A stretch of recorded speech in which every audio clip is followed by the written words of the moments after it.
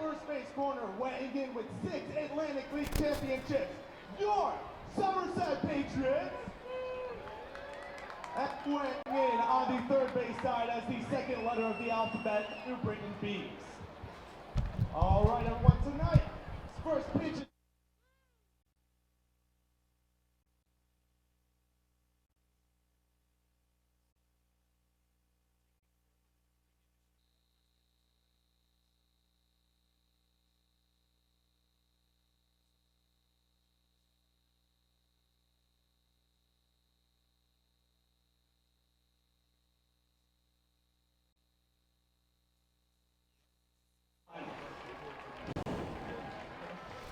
What are we doing tonight again?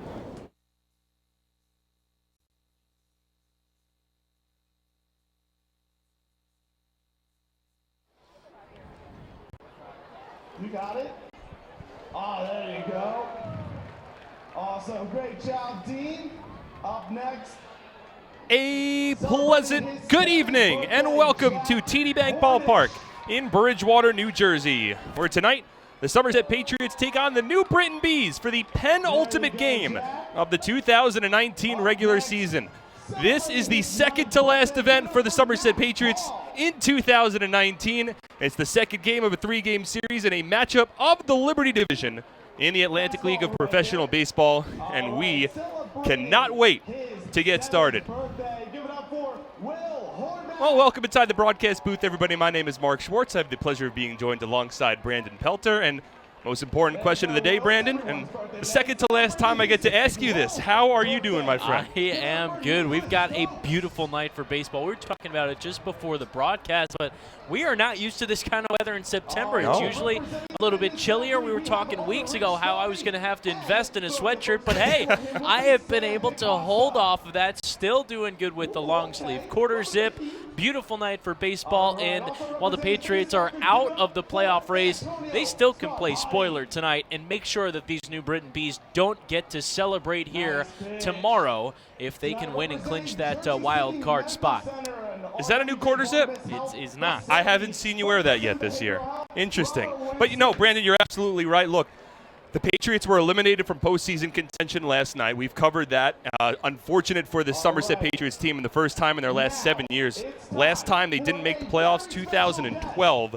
Certainly not what the Patriots were looking for. No, and we talked about it plenty last night, but for Somerset, obviously a disappointment, but I think you really got to tip the cap to the way that they went about things these last couple weeks. They very easily could have just laid down and said, this isn't our year, we're not going to do it, but instead it came to the third to last anti-penultimate game of the regular season for them to be eliminated. So I think there's a lot to be said for that. And, you know, along those lines, certainly a lot of pride to play for both tonight and tomorrow. This is a Patriots team 68-68 overall this season. And knowing the guys, knowing the heart that's in this clubhouse, I would imagine that they certainly want to at least finish the season with an above 500 record. No question, especially with the success that they've had. And Brett Jody, too. You mentioned they haven't missed the playoffs since 2012. They have not missed the playoffs in the Brett Jody era. He's in his 7th season with Somerset. There's no question that they're still playing for a little something these next 2 games. Well, they're taking on a New Britain Bees team that is also playing for a certain something over the next couple of days as well. The Bees are still within playoff contention after their win last night. They are still trailing the High Point Rockers, but they are 2 games back with 2 games left to play, and they still own the tiebreaker over High Point as well. So an opportunity if the Bees win tonight and the Bees win tomorrow, along with the Rockers losing both tonight and tomorrow, New Britain would make the postseason for the first time in franchise history. So a lot to play for between these 2 teams here tonight. And for the Patriots, Brandon, they bring on the mound tonight right-handed pitcher Liam O'Sullivan. It has been such a remarkable 2019 season for the first-year Patriot, specifically in the second half. He has turned, quite simply, into the ace of this pitching staff, and in what is certainly likely to be his last start as a Patriot this season, you know, he's trying to show off and finish with a bang. He's had absolutely phenomenal stuff. You look back to the All-Star break, and his ERA was at 4.16. His first start after the All-Star break up to 4.33.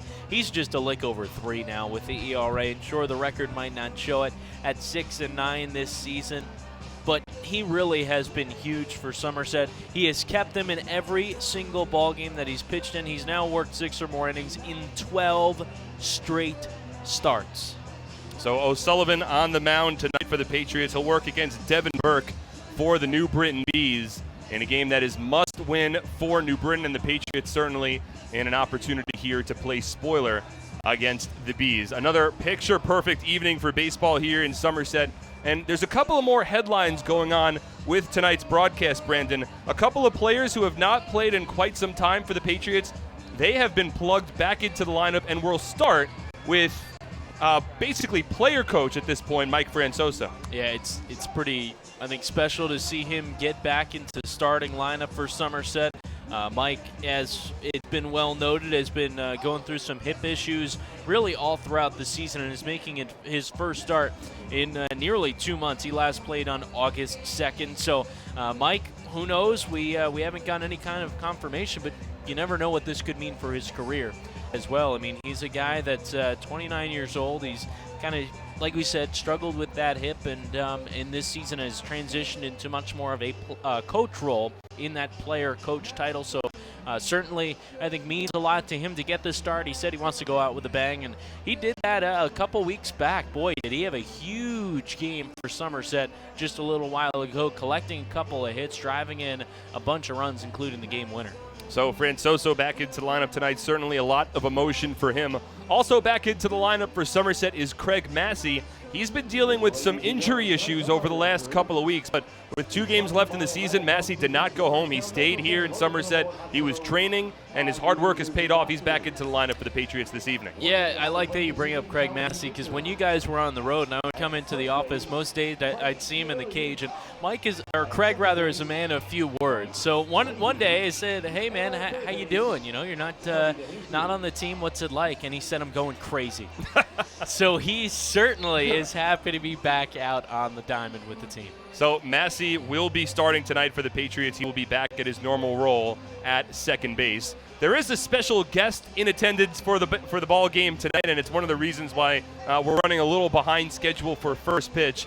Minnesota Timberwolves center and a New Jersey native, Karl Anthony Towns. He is not only in the ballpark, he had his father throw out a first pitch, and he has now joined Somerset Patriots manager Brett Jody for the managerial conversation with some of the umpires, and he is towering over everyone near home plate. Brett isn't a small guy, neither is home plate umpire Calvin Baker, but there's no question who the NBA superstar is.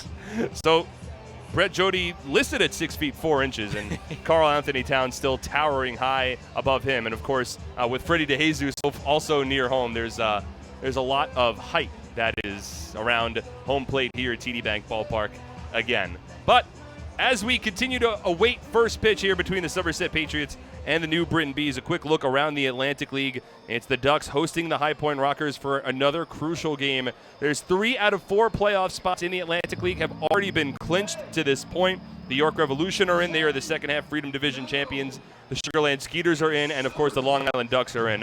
1 playoff spot left. The Patriots were eliminated from postseason contention yesterday. It's down to the New Britain Bees and the High Point Rockers. Whichever team clinches between those 2 clubs, it'll be a franchise first. We're expecting a sold-out crowd here at TD Bank Ballpark this evening. There's a post-game fireworks show presented by Toyota World of Clinton, and it's one of the last opportunities for Patriots fans to see their team play in 2019. Liam O'Sullivan has led the team out onto the field, and we are about ready for the national anthem. The Bees are exiting their dugout down the third base line as well. We'll step aside for the national anthem. When we return, your TD Bank starting lineups and first pitch between the Patriots and the Bees, Game 2 of a 3-game series. Coming your way next on SPN.TV, 1450 WCTC, and WCTCAM.com. Are you ready for some family fun? Have a ball with everyone. It's a slam and hit. Come on and get patriotic.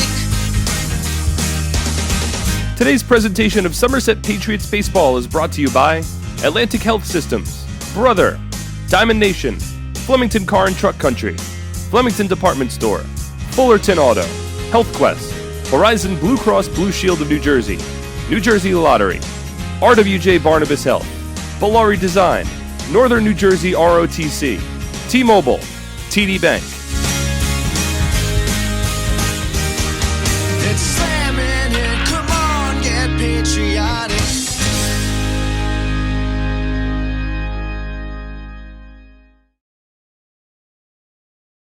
So many good options.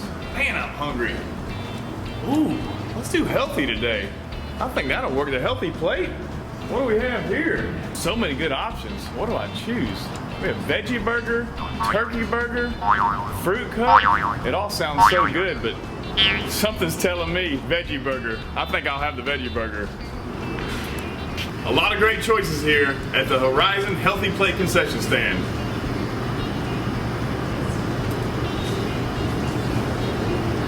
That's a tasty burger.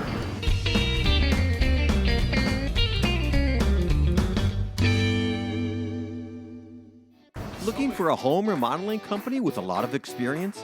You'll love what Bellari has to offer.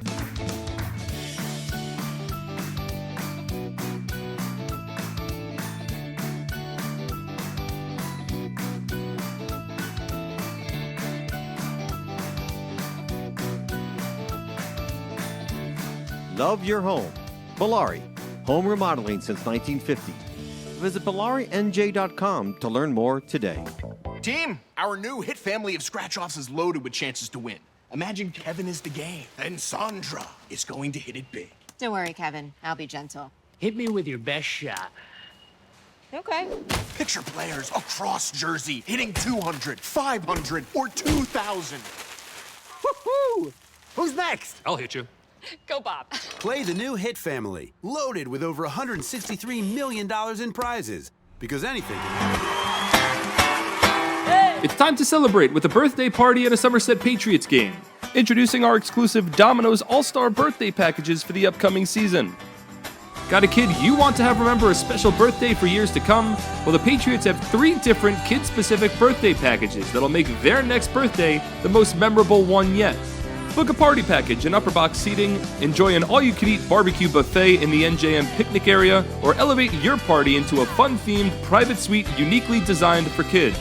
Every Patriots party also comes with a crowd rendition of Happy Birthday with the birthday child on the field, a birthday t-shirt, an autographed baseball, and birthday invitations. Contact our group sales department for more information on how to celebrate a birthday in style today. They're headed out to the home bullpen. Maybe never coming back. And of course, our honorary back kid was Carl Anthony Towns. And of course, down on the field. And welcome back to TD Bank Ballpark as we get ready for first pitch between the Somerset Patriots and the New Britain Bees for the second to last regular season game of the 2019 regular season. Let's go over the TD Bank starting lineups. We'll begin with the New Britain Bees, managed by Goose Gotzo, assisted by Chuck Stewart. Darren Ford leads off in center field. He's followed by Jared James in left, Mike Karp, the DH, and Jason Rogers, the starting first baseman. Jonathan Galvez hits fifth. He's the second baseman. Logan Moore behind home plate batting sixth. Ozzie Martinez at third base hitting seventh. Rando Moreno, the shortstop, bats eighth.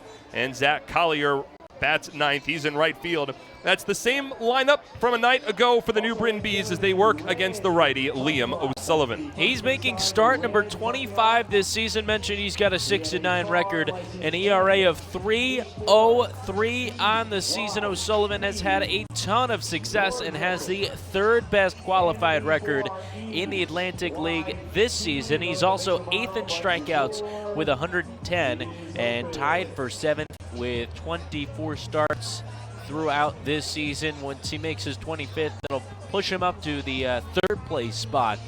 He also 2 complete games this season. The only Patriot with 2, including the only Patriot with a shutout, complete game shutout this season.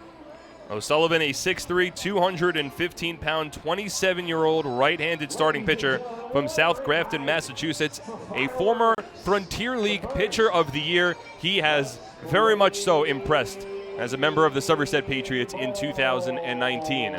So O'Sullivan on the mound as we get ready for first pitch between the Somerset Patriots and the New Britain Bees. Of course, the Patriots eliminated from postseason contention, but the New Britain Bees, this one of the most important games for New Britain in franchise history. Darren Ford leads off. As O'Sullivan kicks and fires the first pitch of tonight's ballgame. It's a fastball in for a call strike, and we are underway at 7:14 p.m. Eastern Time. Absolutely picture-perfect night for baseball in central New Jersey. 0-1 on its way. Swing and a foul ball over the backstop and out of play. 1 ball and 1 strike. Game time temperature is 80 degrees. We've got partly cloudy skies. No wind to speak of at all. Just an absolutely perfect night. Sun has already set for the most part. The lights are on at TD Bank Ballpark as the days have become increasingly shorter. Sullivan from the windup, 0-2 on its way to Ford. Swung on, popped up along the infield left side. Alfredo Rodriguez took a couple of steps in, now has to race out to shallow left field where he makes the catch. And there's 1 away to begin tonight's ballgame. And Alfredo has been real good all season long with those pop-ups, but they're kind of holding your breath as he danced around in shallow left. The outfield alignment for the Patriots this evening: in left field, Olmo Rosario, the center fielder Scott Kelly, and in right, Teodoro Martinez. Along the infield, it's Jimmy Paredes at third base, the shortstop, the aforementioned Alfredo Rodriguez. At second base, Craig Massey, Mike Francoso at first, and Yovan Gonzalez behind home plate. O'Sullivan from the windup, and the first pitch to the left-handed hitting Jared James misses outside. 1 ball and no strikes. Patriots, of course, are managed by Brett Jody, who, to his left to begin tonight's ball game in the dugout, is Patriots chairman emeritus Steve Califer. As O'Sullivan's fastball misses outside. 2 balls and no strikes. James had a couple of big hits for the New Britain Bees last night. He was center stage in New Britain's late come-from-behind win as James takes a fastball in the inner part of the plate, 2-1. James had an RBI single in the 7th inning, which at the time tied up the ball game for the Bees at 3 apiece. And then he began the rally in the top of the 9th inning for New Britain. 2-1 from O'Sullivan taken low. It was a very unfortunate top of the 9th inning for the Patriots last night. It began with a dribbler down the first base line from Jared James that turned into an infield single. He stole second, advanced to third on a wild pitch, and scored on what was ruled a run-scoring fielder's choice, but it should have been an inning-ending double play. Swings and gets out in front of a changeup from O'Sullivan, now 3 balls and 2 strikes. It was that win for the New Britain Bees last night that has kept their postseason hopes alive. It also clinched a winning record for New Britain. 3-2 to James, a bouncer to the right side. It's gloved by Patriot second baseman Mike Francoso. Craig Massey, who flips to Francoso, and there's 2 away. So 2 out, nobody on. That'll bring up Mike Carr. So the Patriots are still playing these next couple of games to clinch an above 500 record. For the New Britain Bees, on the other hand, they're looking to clinch the postseason for the first time in franchise history. And they have, this season, clinched what is only the 2nd winning season in franchise history. There were 2 games above 500 back in their inaugural year in 2016. First pitch from Liam O'Sullivan to the lefty Mike Carp misses low and away, 1-0. They narrowly missed the playoffs that year, falling short of a Patriots second-half championship in the final week of the season. 1-0 to Carp, a bouncer to the right side, and once again, Massey in front, an easy play on to first, and that's a scoreless 1-2-3 inning for Liam O'Sullivan. No runs, no hits, no errors, and nobody left on base. To the bottom of the first we go. Scoreless between the Patriots and the Bees on 1450 WCTC and WCTCAM.com. As a personal trainer, I thrive on guiding my clients to good health. When I was told I needed both hips replaced, I turned to the network of experts at Atlantic Health System. I was able to see my orthopedic surgeon in Sparta, right near my home, and received exceptional care at Morristown Medical Center for my surgery. I was able to teach, motivate, and inspire again. Where you go for orthopedic care matters. Atlantic Health System, because every moment is a moment that matters. Looking for a home remodeling company with a lot of experience? You'll love what Bellari has to offer.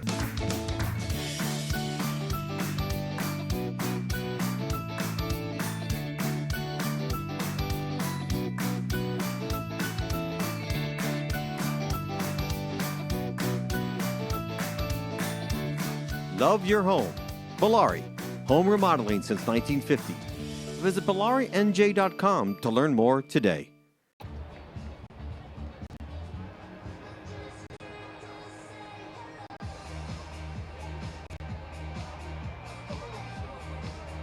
In the market for a new vehicle, shop Toyota World of Clinton during our end of summer clearance event going on now through the end of September.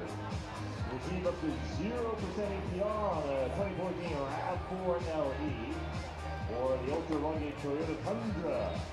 Stop by or visit Toyota World. Bottom of the first inning, scoreless between the Somerset Patriots and the New Britain Bees. Quickly, your TD Bank starting lineups. Again, managed by Brett Jody are the Somerset Patriots, assisted by Glenn Barker, John Hunton, Fox Beyer, and Mike Francoso. Scott Kelly leads off. He's followed by Will Kenger, tonight's designated hitter.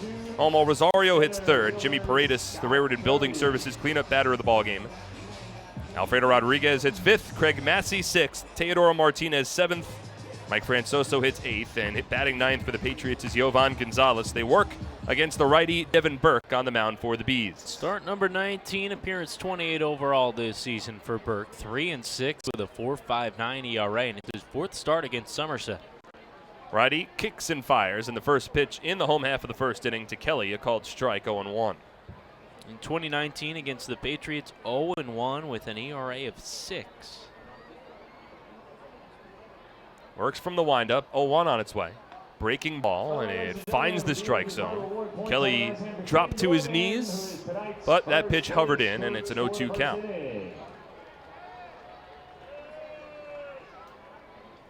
He's got a .226 batter on the season, 0-2 on its way, and it misses inside. 1 ball and 2 strikes. Once again, batting leadoff for the Patriots. He has continued to bat in that top spot for Somerset, work as a catalyst over the last couple of weeks as the fastball from Burke tails inside. 2 balls and 2 strikes. And I don't think it's necessarily a coincidence that some of Somerset's best baseball in the second half has come with Scott Kelly becoming an everyday player for this team. It means so much to this organization. The 2-2 blooped out towards right field, fallen quickly, but Zach Collier comes in. He makes the catch, and there's one away. Yeah, no question, Mark. I mean, Scott really, he has some of the intangibles, you know, where maybe he's not the most skilled, as in the sense that he's not going to blast the ball out of the ballpark. Certainly makes up for it with his work ethic and leadership as well. So 1 out, nobody on. Here's Will Kenger. Another very strong evening for Kenger last night. I'll power the Patriots towards a near come-from-behind win. Will Kenger at the plate in the first pitch from the righty Devin Burke on the outside part of the plate. It's a called strike, 0-1. Kenger hitting .322 with 15 home run and 64 runs batted in on the year. And the 0-1 fouled off to the backstop. No balls and 2 strikes. Team leader in all 3 of those categories, and one of 4 Patriots that have been nominated for the Team MVP award that has been voted on by the fans, and the winner will be celebrated before tomorrow afternoon's ballgame. 0-2 misses outside to Kenger. 1 ball and 2 strikes. Kenger came over to the Patriots this season after 3 successful years with the Traverse City Beach Bums in the Frontier League. Always put up strong numbers there as the 1-2 skied along the left side of the infield out to shallow left field. Shortstop Moreno out. In comes the left fielder James, and he is able to make the catch for the second out of the inning. So 2 out, nobody on. That'll bring up Omo Rosario. Rosario, a 2017 Patriot, has returned, and he's played well for Somerset. He's consistently hit either second or more so batted third for the Patriots. And he's a guy that, talking with Patriot manager Brett Jody a couple of days ago, this lineup could have looked a lot different this year had Rosario been here since the get-go, as he puts a charge into the first pitch from Burke, but flies it out to left field shy of the warning track. James makes the catch, and the inning is over. So the Patriots go down in order in the bottom of the first inning. No runs, no hits, no errors, and nobody left on base. Scoreless through 1 on SPN.TV, 1450 WCTC and WCTCAM.com. It's time to celebrate with a birthday party at a Somerset Patriots game. Introducing our exclusive Domino's All-Star birthday packages for the upcoming season. Got a kid you want to have remember a special birthday for years to come? Well, the Patriots have 3 different kid-specific birthday packages that'll make their next birthday the most memorable one yet. Book a party package and upper box seating, enjoy an all-you-can-eat barbecue buffet in the NJM picnic area, or elevate your party into a fun-themed private suite uniquely designed for kids. Every Patriots party also comes with a crowd rendition of Happy Birthday with the birthday child on the field, a birthday t-shirt, an autographed baseball, and birthday invitations. Contact our group sales department for more information on how to celebrate a birthday in style today. WJBH.org/performance fitness. Have you started saving for college? What about retirement? Did you know there are tax advantage ways to save? See the New York Life table today behind section 202. Sign up for a chance to win $5,000. The lucky winner could win $5,000 in the 5th inning of a grand slam is hit by the Patriots. You must sign up at the New York Life table behind section 202 to win the $5,000. Shake hands, be sure to stop by the T-Mobile table on the concourse to hear the highest deals on cell phones. Looking for a great deal on a car? You'll score big savings at your Tri-State Ford dealer, proud sponsor of Somerset Patriots baseball. Visit tristateford.com for more information today. Fans all season long, the Patriots have teamed up with AARP New Jersey to offer its members discounted tickets to every Sunday home game. Just mention the code Patriots3 and that you're an AARP member to get a 50% ticket discount to every Sunday home game. Jason Rogers leads off in the top of the second. And the first pitch from Liam O'Sullivan misses outside. 1 ball and no strikes. O'Sullivan threw 11 pitches in a 1-2-3 scoreless top of the first inning. From the windup, 1-0 on the way. And Rogers takes up and in. 2 balls and no strikes. O'Sullivan's been at his best when he's been efficient with his pitch counts. And in the second half, that has been pretty much every time he's been on the mound. 2-0. Fastball. That just taken low and away. 3 balls and no strikes. It includes a complete game effort that he threw a couple of starts ago in which only had 93 pitches. 3-0. Rogers takes a strike, 3-1. The umpires for tonight's ball game, it's Calvin Baker behind home plate calling balls and strikes, assisted by ABS. At first base, Frank Urilli, the third base coach, umpire Freddie DeJesus. As O'Sullivan misses up and in to Rogers, that's ball 4, and the first base runner of the night for the Bees. First walk allowed by O'Sullivan. Only 34 walks for O'Sullivan this year. Over 151 and 2/3 innings entering tonight's ball game. For context, those are good numbers. He has not walked many at all. He'll work from the stretch. Rogers at first, and the first pitch to Galvez swung on and missed. 0-1. In fact, Liam O'Sullivan has not walked more than 2 batters in his start ever since July 18th against the York Revolution. 0-1 misses inside to Galvez. 1 ball and 1 strike. So that's a stretch dating over 2 months. And he's only walked more than 2 batters in a start 3 times this year. 1-1. Galvez swings and slices it foul down the right field line into the stands. 1 ball and 2 strikes. Already a very strong crowd on hand here at TD Bank Ballpark. We're expecting a sold-out crowd for the penultimate game of the season. Beautiful weather, post-game fireworks show, everything that you could ask for tonight. 1-2. Galvez checks his swing on a fastball up and in. He grounds it softly down the first base line. Fielded by O'Sullivan. He'll tag out Galvez. On to second goes Rogers, and there's 1 away. So a 1 unassisted for the first out of the inning. That pitch very much so came up and in against Galvez, who checked his swing and almost seemed like he was protecting himself as that pitch came close to his upper chest and found the barrel of the bat and dribbled softly down the first base line. So 1 out, a runner at second. And here's Logan Moore. Swings at the first pitch and fouls it off to the backstop. 0-1.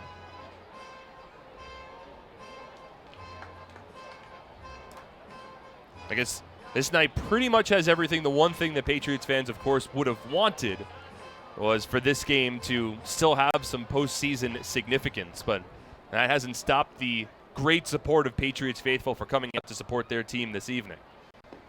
0-1 to Moore. And this is low and away, 1 ball and 1 strike.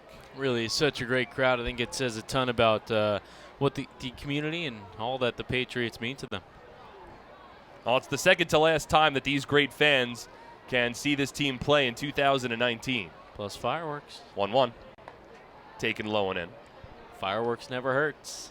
Now, I believe the Patriots have cracked the code, and I don't know if any other minor league team has figured this out yet, but they probably should if they haven't. Fireworks bring fans to the ballpark. Wait what? Fireworks plus baseball equals fans. Is that why we had over 8,000 on June 15th? 2-1 is taken low. 3 balls and 1 strike. Well, there's a lot of great promotions that are occurring throughout the course of the season at TD Bank Ballpark, and fireworks are just a part of that. But, and I don't think this is hyperbole, as the 3-1 misses low and A to Logan Moore. That's ball 4. The second walk allowed by O'Sullivan in the inning. Now runners at first and second with 1 away. We're in the top of the second inning. No score between the Patriots and the Bees. I don't think it's hyperbole in saying that we put on a tremendous fireworks show here at TD Bank Ballpark. No doubt. So now Ozzie Martinez steps in. Jason Rogers drew a walk to begin the inning. Now a 1-out walk to Logan Moore.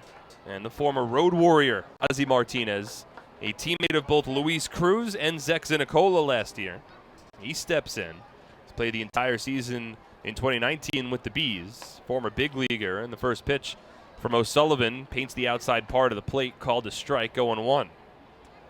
Martinez, a .221 batter this season, 3 home runs, 27 runs batted in. 0-1 from O'Sullivan. Taken low. 1 ball and 1 strike. Patriots, of course, have a ball game tonight, and then will wrap up their 2019 campaign tomorrow. It'll be a 1:05 p.m. first pitch. A lot going on in the ballpark tomorrow, so you'll be sure to want to come out support these guys for the final time this year. 1-1. Changeup gets Martinez well out in front. 2 balls and a strike. Of course, it'll be our final pregame autograph session with the entire team, presented by the Somerset County Parks Foundation. Horizon Blue Cross Blue Shield, the New Jersey postgame Diamond Derby. It'll also be Give Kids the World Day, which is a tremendous organization and an annual event at TD Bank Ballpark. 1-2. Fastball misses outside. 2 balls and 2 strikes. Nibbling at those corners. Unfortunately, with the ABS system, for the most part, you're just not going to get that call.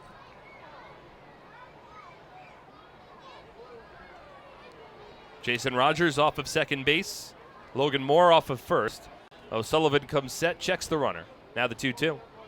Broken bat blooper towards second. Massey started in, races back, makes the catch. Rogers holds at second base, and there's 2 away. Well, a good adjustment. One that had to be made, or else the Patriots would be in a world of trouble early on. So 2 out, 2 on. We're in the top of the second. No score between the Somerset Patriots and the New Britain Bees. And now Rando Moreno is the batter. And another player for New Britain that certainly put his mark on last night's ballgame. He went 1 for 4, but his one hit was a big one. First pitch to Moreno, taken low and in from O'Sullivan. 1 ball and no strikes. The one hit Moreno had came in the top of the 8th inning, and it was an RBI single that, at the time, gave New Britain a 4-3 lead. The Patriots tied it up in the next half inning on a 2-out RBI double from Michael Ullman. But New Britain, they rallied for a run in the top of the 9th inning, won last night's ball game 5-4, and eliminated the Patriots from postseason contention. 1-0. Broken bat, ground ball, hit towards first. Backhanded pick from Francoso, who throws to first base, leading O'Sullivan perfectly. O'Sullivan steps on the bag, and the inning is over. Meanwhile, the bat went flying into the stands down the first base line. But for the Bees, in the top of the second inning, no runs, no hits, no errors, and 2 runners are left on base. We'll head to the bottom of the second, no score on SPN.TV, 1450 WCTC, and WCTCAM.com. At Flemington Car and Truck Country, we've been satisfying customers for over 40 years, providing selection. With 16 manufacturer brands plus over 500 available certified pre-owned vehicles. Convenience. With all our dealerships located on Route 202 and 31 in Flemington. And satisfaction. With positive reviews praising our business model every day. We'll never take our customers for granted. Flemington Car and Truck Country. Every day, we're here for... Happy with this year's tax refund? Probably not. Well, Flemington Department Store can't change the tax law, but can make things less taxing by crediting you double the sales tax on most top-quality brand sofas, chairs, recliners, bedroom and dining room sets, proudly showcased in Central Jersey's largest showroom. That's right, Flemington is paying your sales tax plus giving you a matching credit when you buy furniture, plus free delivery. The double sales tax credit event is going on now, only at Flemington Department Store.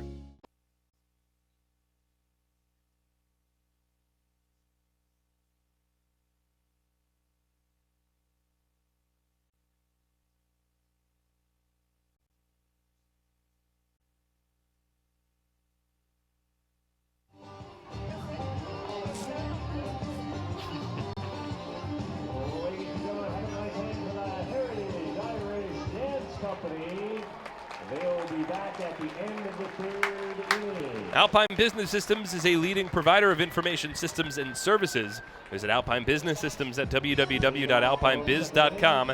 Alpine Business Systems, the official IT provider of the Somerset Patriots. If you need help during the game or have any questions, you can simply text us. Text us at 908-252-0700 so we can help you. Jimmy Paredes to lead off in the bottom of the second inning. My name's Mark Schwartz. We've got Brandon Pelter joined alongside me.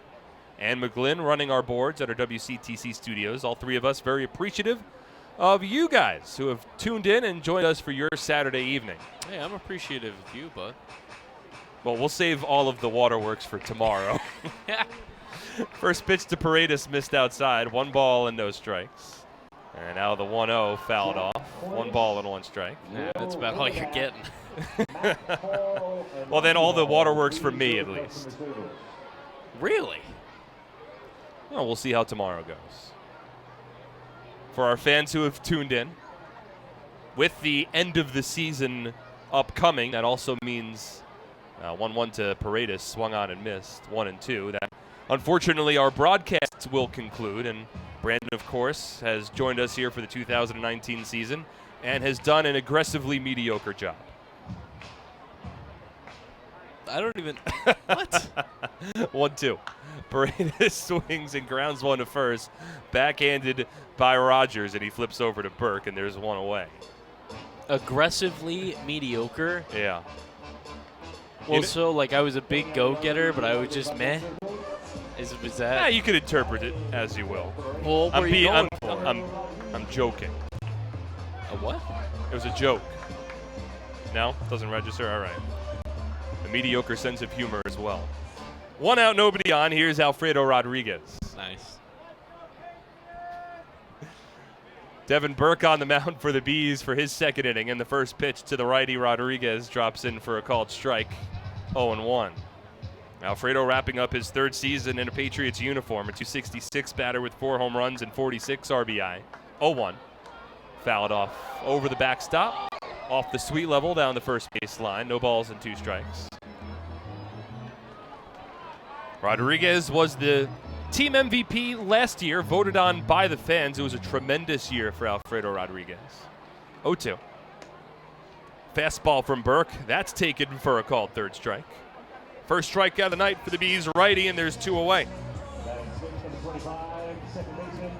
And now Craig Massey will step back into the batter's box, and certainly a nice sight for Patriots fans. Massey, such an important part of the team last year and throughout the course of this season. This now his first game since September 4th, and right before he went on the shelf on the disabled list, Massey was really picking up his play. First pitch from Burke to Massey, misses outside, 1-0. Yeah, it was late in the game against this New Britain Bees team, and the Patriots were in a bit of that skid along that 7-game skid toward the end of it. 1-0. Takes a strike at the knees. Massey pulled a hammy, came up beating out a hard ground ball, was just safe at first base. Now he's back into the lineup. A left-handed hitter, and the 1-1 swing and a miss late on the fastball. 1 ball and 2 strikes. At the time that Massey went on the pine, it was one of his better stretches of the season to this point. He had reached base safely in 6 of 7 games. Well, rather 6 in a row. As he fouls off breaking ball. Still a 1 ball, 2 strike count. Had raised his batting average 10 points over that stretch. Had 6 stolen bases over that stretch as well.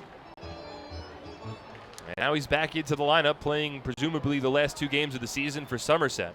1-2, a ground ball up the middle, but Moreno, the shortstop, had him played well. He fires it onto first base, and the inning is over. It's another 1-2-3 inning for Devin Burke. He's retired the first 6 Patriots in order.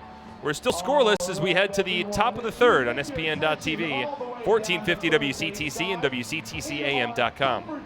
Presenting the lowest car prices you've ever seen. Wow pricing. Only on Fullerton.com. It'll blow you away. If you want the best deals on all new cars and trucks, don't miss Fullerton's absolutely enormous spring clearance event.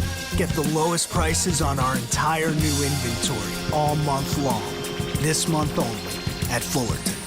For over 85 years, in every county across the state, we've protected the health of New Jersey, covering families and businesses through life's big moments and the small ones. Because we don't just work here, we live here too. Over 5,000 local employees, all with the same purpose, taking care of you.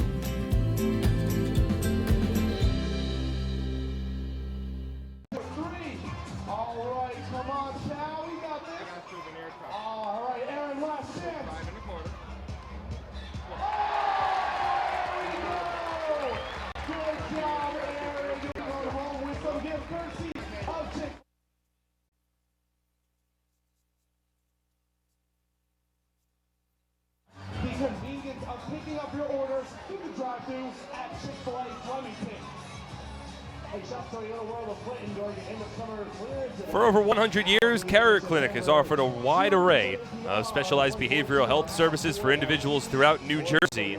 Visit www.carrierclinic.org. Shopping for a new car? Hit a home run with all the great deals available now at your Tri-State Ford dealer. Proud sponsor of Somerset Patriots baseball. Visit TriStateFord.com for more information today. It's the top of the third inning, and there is no score between the Somerset Patriots and the New Britain Bees. Penultimate game of the regular season. 3 of 4 playoff spots already clinched. The Bees still fighting for one of the remaining spots. First pitch to the left-handed hitting Zach Collier. Bluffed a bunt, pulled it back, and took a fastball inside, 1-0.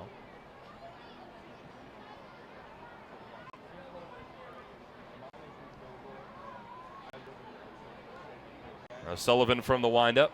1-0 on its way. Swing and a miss. Changeup out in front. 1 ball and 1 strike. For New Britain's playoff picture, while they certainly have to win, a lot of their hopes also lie in High Point's outcome. They need the Rockers to lose out, but right now High Point is up 5-1. 1-1. Swung on and missed. 1 ball and 2 strikes. The Rockers lost to the Ducks last night, 3-2. And they have been stumbling their way towards the end of the season. And still, Rockers' magic number to clinch a playoff spot in their inaugural season is 1. 1-2 to Collier, lifted out to center field, and Shallow racing, and Kelly of head first dive, but he can't get there. Bounces away from him. Collier turns first. He's into second base standing. An A-plus effort from Scott Kelly, but he just couldn't get to that shallow fly ball in time. And it's a leadoff double for the Bees' number 9 man. Yeah, I like the aggression. On a ball like that, you can certainly afford to lay out. It's shallow. It's not going to take off if it gets past you. So I like to see Scott the diving effort.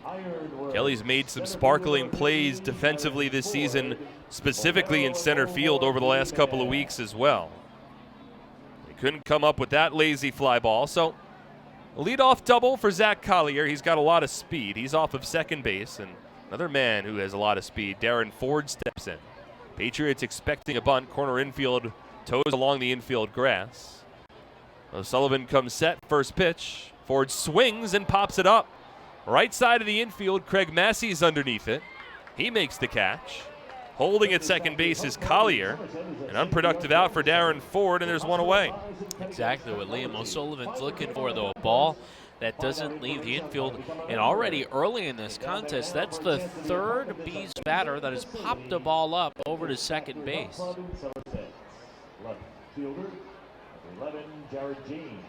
That'll bring up Jared James, who grounded out to second base in his first at-bat. He is 0 for 1.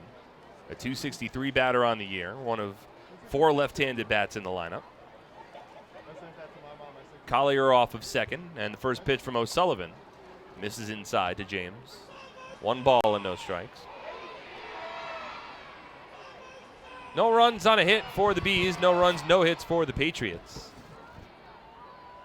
TD Bank Ballpark about packed to capacity tonight.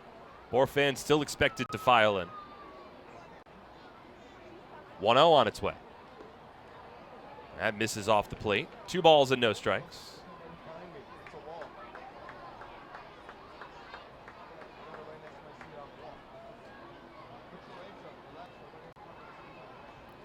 For Liam O'Sullivan, tonight's start certainly meaningful, as he hopes to wrap up the season on a strong note.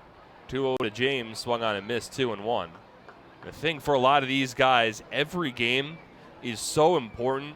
A lot of these players are looking forward towards winter ball opportunities, and a lot of the winter teams, some of them do scout physically in the Atlantic League, but a lot of them sort of go on word of mouth and they go on numbers.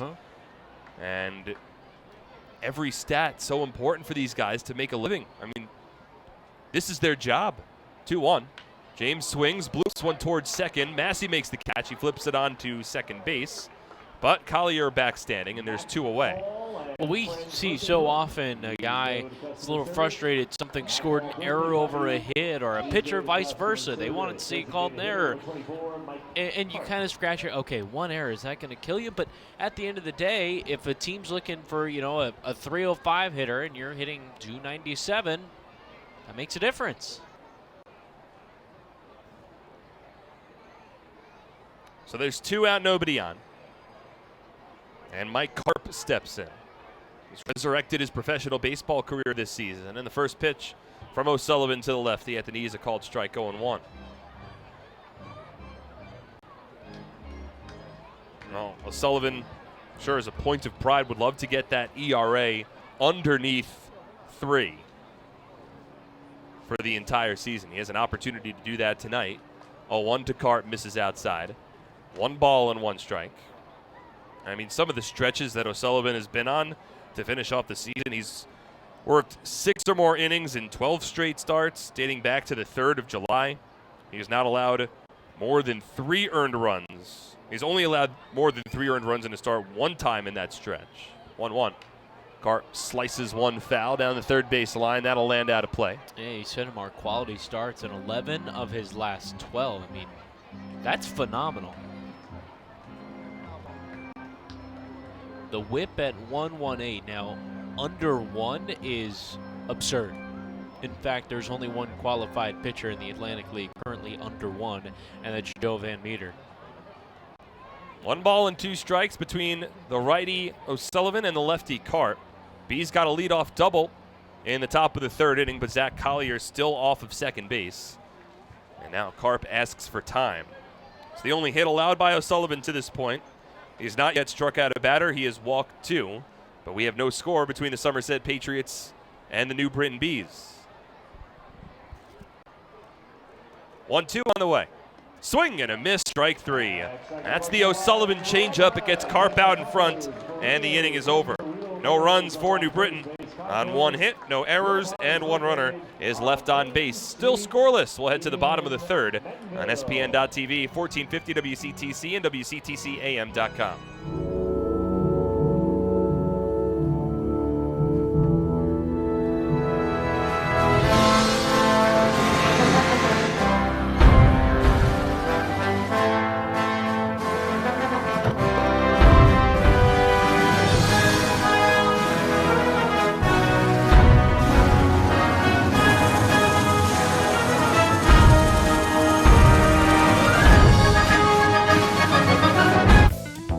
Team, our new hit family of scratch-offs is loaded with chances to win. Imagine Kevin is the game, and Sandra is going to hit it big. Don't worry, Kevin. I'll be gentle. Hit me with your best shot. Okay. Picture players across Jersey hitting 200, 500, or 2,000. Woohoo! Who's next? I'll hit you. Go, Bob. Play the new hit family, loaded with over $163 million in prizes. Because anything can happen in Jersey.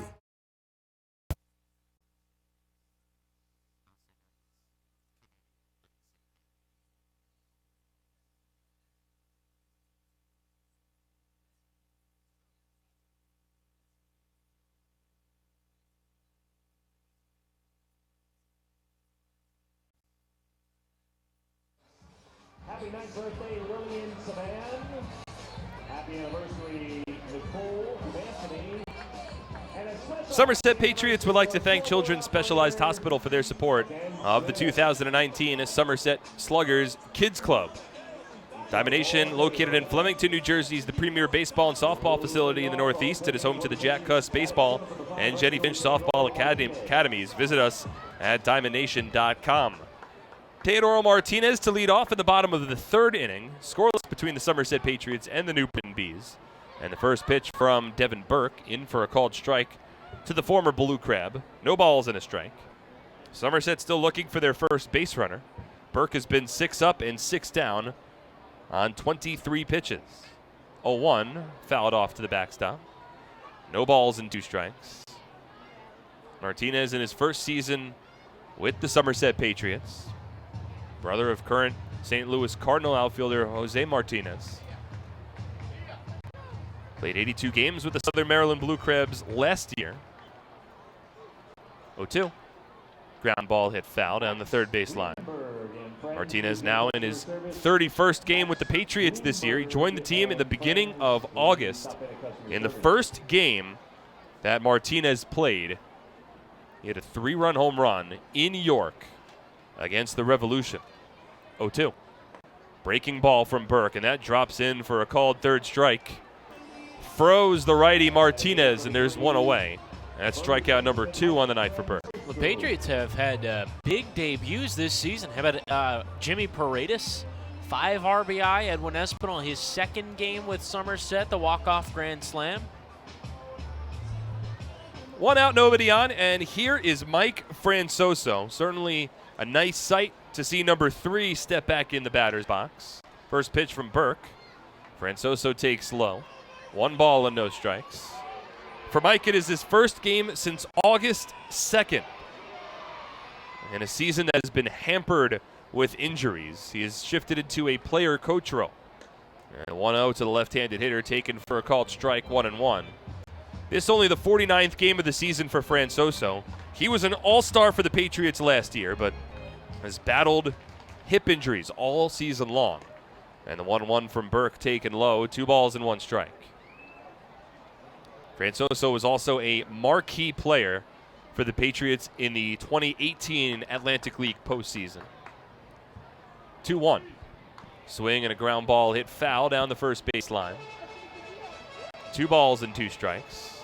Patriots have a guest first base coach in Ken Gorman, who is using his My Rewards points to be out there, and he just flipped over the ball towards a fan. Jason Rogers at first base says, "What are you doing, man?" 2 balls, 2 strikes in the pitch. Francoso fouls it off. Ken over at first base wearing the Aaron Eggleston 91. and is continuing a conversation with the former major leaguer Jason Rogers. See, now, if he gets tossed, does he get fined? 2-2. Misses outside. 3 balls and 2 strikes. I'm not sure. Possibly. Just make sure you don't get fined. I'll have to put in a phone call to Rick White. But it's one of the cool things that we offer here with the Somerset Patriots through the My Rewards program. As Francoso takes outside ball 4. So Mike Francoso, the first base runner for the Patriots this evening, draws a 1-out walk in the bottom of the 3rd. It'll bring up Yovan Gonzalez.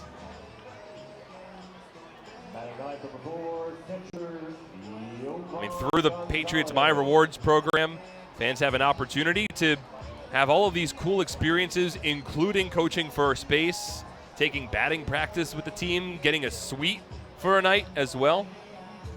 A lot of cool codes, cool prizes, signed autographed team baseballs and lightsabers and bats, coupons to local restaurants. First pitch to Yovan Gonzalez, a ground ball to 3rd, gloved by Martinez, flips to 2nd for 1, and a sidearm turn to first base in time. That's a 5-4-3 inning-ending double play. For the Patriots in the bottom of the 3rd inning, no runs, no hits, no errors, and nobody is left on base. Devin Burke has faced the minimum through 3, and we're still looking for our first run. Scoreless of the Bees and the Patriots. We move to the 4th at SPN.TV, 1450 WCTC and WCTCAM.com. You know those times when you need to see the doctor, but you just can't get to the doctor? So where do you go? Go to the App Store, download the Telemed app from RWJ Barnabas Health, and you see the doctor right away. From any mobile device, whenever you want, wherever you are. And no matter who you are, we'll have you feeling like you again. The doctor's online when you download the Telemed app. RWJ Barnabas Health. Let's be healthy together.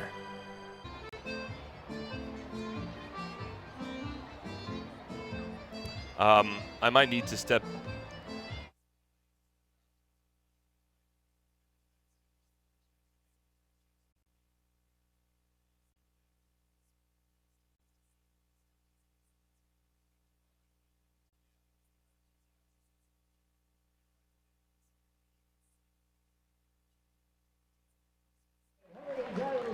Visit their website, heritageirish.com, for information on classes and how to register for a free class. The Patriots' full lineup has come back. You need to check out Harvest Specialty Catering's full lineup of delicious food on the first base concourse. How about tonight, try out a refreshing strawberry smoothie or a frozen lemonade? Sounds good.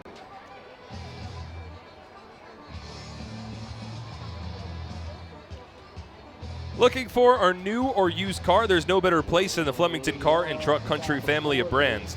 Located on routes 202 and 31 in Flemington, New Jersey, or at Flemington.com. There you'll find a family-centered organization ready to take care of all of your automotive needs, as they've done since 1976. It's the top of the 4th inning, which means Brandon Pelter gets to take over. Brandon? Thank you very much, Mark. No score in this one. It's New Britain and Somerset as Liam O'Sullivan winds. And the first pitch home is a called strike to Jason Rogers, the first baseman for the New Britain Bees, who are fighting for a playoff spot, for that wild card spot that's become available. The 0-1. Rogers swings and misses. That wild card spot available because the Long Island Ducks won both the first and second half in the Liberty Division. And Long Island, with that lead, they've been playing some great baseball. 0-2. And misses low. The Ducks are taking on the High Point Rockers. They won last night's contest. 1-2. Rogers fouls it straight back. Long Island just a few weeks ago had won 12 straight games. Patriots, with the loss last night, were eliminated from playoff contention, but they can do a couple things tonight. First, they can themselves eliminate the Bees, and they can try and finish above 500 as well. 1-2. That stays upstairs. As it stands right now, Somerset is 68-68, 500 on the nose. But a win tonight and then tomorrow afternoon would not only give them the final series of the season, but they'd finish again 2 over 500. So the 2-2 is served in the air to center. Scott Kelly a few steps left and makes the two-handed catch at the bill of the cap. One away in the fourth.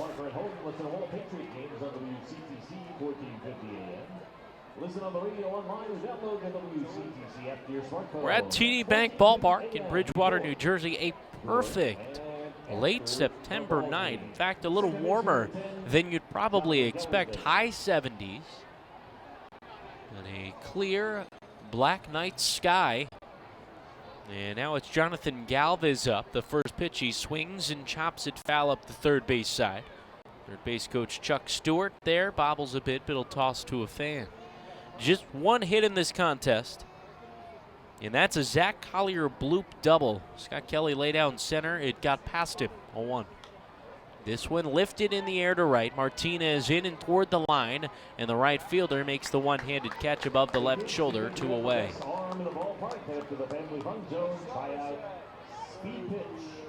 So that'll bring up the 209 hitter Logan Moore. No score in this contest. We're in the top of the fourth inning. And Liam O'Sullivan has settled in, allowing just a hit. Does have 2 walks on the line, 1 strikeout. No runs through 3 2/3. The righty winds and delivers. Moore swings, and the left-handed batter fouls it straight back. He walked in his first at-bat. In fact, both of the walks that O'Sullivan allowed came back in the second inning. And after placing runners on first and second with just an out, induced a pop out and a ground out to first, 0-1. Moore takes a strike, 0-2.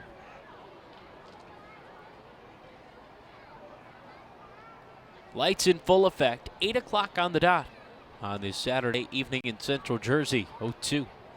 That foul back and left.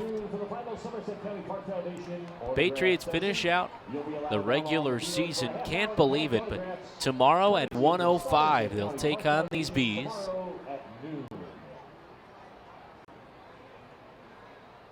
Oh-2. Moore scoots out of the way, and that just misses inside.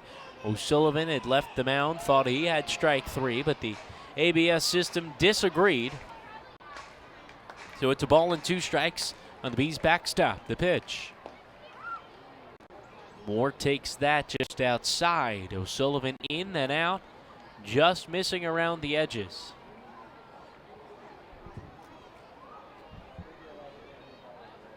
Two home. That's outside, and the count runs full. 3 balls and 2 strikes.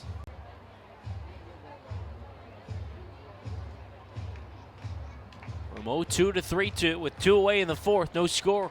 The pitch. Moore fouls it at the plate off the front foot. And he'll putt it over towards the Patriots bench. A little mini golf swing. Actually put a little more on it than you might on a mini golf course. So you never know. Some courses these days have gotten pretty complex, especially in more touristy areas. 3-2. Swing and a miss. He got him. And O'Sullivan sets down the Bees in order in the fourth. No runs, no hits, no errors, and nobody left on base. Through 3.5, still no score between New Britain and Somerset. You're listening to Patriots Baseball on SPN.TV, 1450 WCTC, and WCTCAM.com. Happy with this year's tax refund? Probably not. Well, Flemington Department Store can't change the tax law, but can make things less taxing by crediting you double the sales tax on most top-quality brand sofas, chairs, recliners, bedroom and dining room sets, proudly showcased in Central Jersey's largest showroom. That's right, Flemington is paying your sales tax plus giving you a matching credit when you buy furniture, plus free delivery. The double sales tax credit event is going on now, only at Flemington Department Store. Team, our new hit family of scratch-offs is loaded with chances to win. Imagine Kevin is the game, and Sandra is going to hit it big. Don't worry, Kevin. I'll be gentle. Hit me with your best shot. Okay. Picture players across Jersey hitting 200, 500, or 2,000. Woohoo! Who's next? I'll hit you. Go, Bob. Play the new Hit Family, loaded with over $163 million in prizes. Because anything can happen in Jersey. Captain. That's an award was brought to you by Dave & Buster's. Dave & Buster's in Woodbridge is home for the Eat and Play combo. Make sure you visit Half Price Games every Wednesday and Half Price Cocktails Sunday through Friday, only at Dave & Buster's.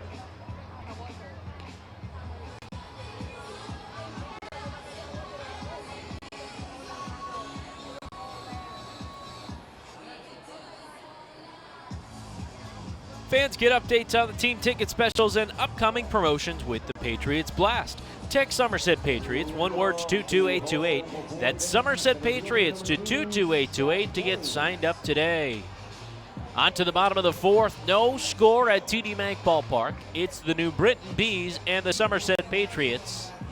And through 3 frames, Devin Burke has faced the minimum. Now he has allowed a walk.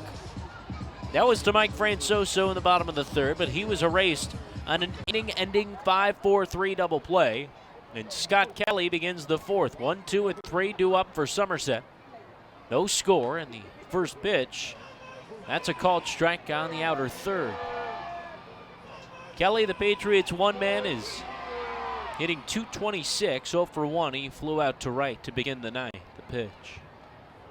That one just clips a piece of the left bicep. Kelly had turned in, and that just barely caught it, kind of skimmed him. And as Phil Lee, the Patriots athletic trainer, walks out, Kelly brushes him away, tells him to not come near him, and now they're sharing a laugh. But Scott Kelly reaches first base, hit by a pitch to begin the home half of the fourth. Next, it's Will Kenter, the lefty. 0 for 1, a power threat with a team leading 15 home runs. And the first pitch misses away. No score in this one. Last night, a back and forth affair, a 5-4 win for New Britain. They scored a run in each of the last 3 frames. That loss for Somerset eliminated them from the playoffs. 1-0. Breaking ball, that stays away. 2 balls and no strikes. Kenter led off last night's 6th inning with a blast that tied the game at 2. 2-0. Lifted out of play left side.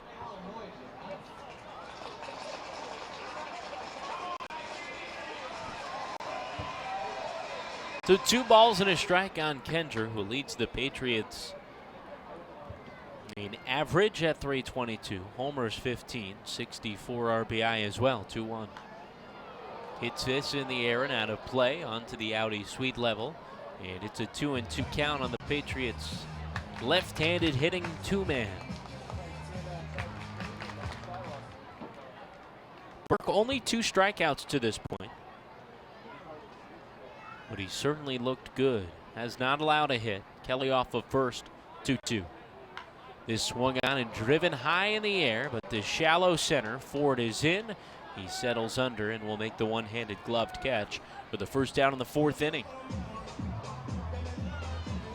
Left fielder, number 15, Omo Rosario. Next, it's Omo Rosario. Omo, the second-year Patriot, steps into the right side. He was signed late in the season, September 1st, by the Patriots. Played in his first game with Somerset on the 6th. And he's hit safely in 9 of his 11 games here this season with Somerset. The pitch. It's a slow curve, and that's called a strike on the outer third. No score. We're in the home half of the 4th inning. Scott Kelly was hit by a pitch to begin this frame, and he stands at first base with 1 away. Burke, the righty, sets, holding the glove at the chin, and the 0-1 is a fastball that just misses outside.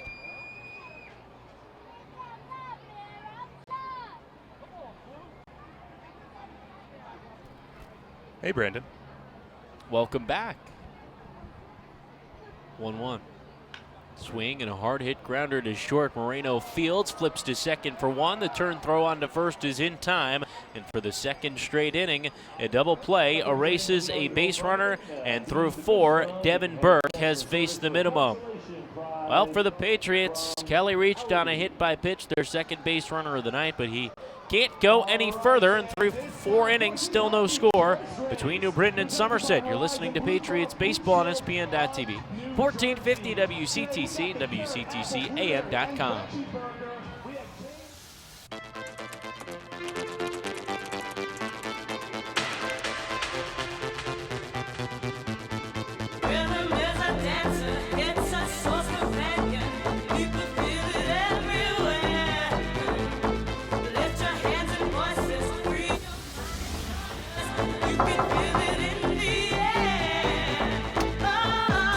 Sorry, we were running late. No problem. Come on in. This season, T-Mobile is partnering with Little League to make sure every kid can feel like an all-star. With T-Mobile, parents across the country can share the action, the highlights, and the lowlights. And the stars of tomorrow get a chance to shine today. From Little League to the big leagues, T-Mobile has you covered. Now connecting 99% of baseball fans. T-Mobile.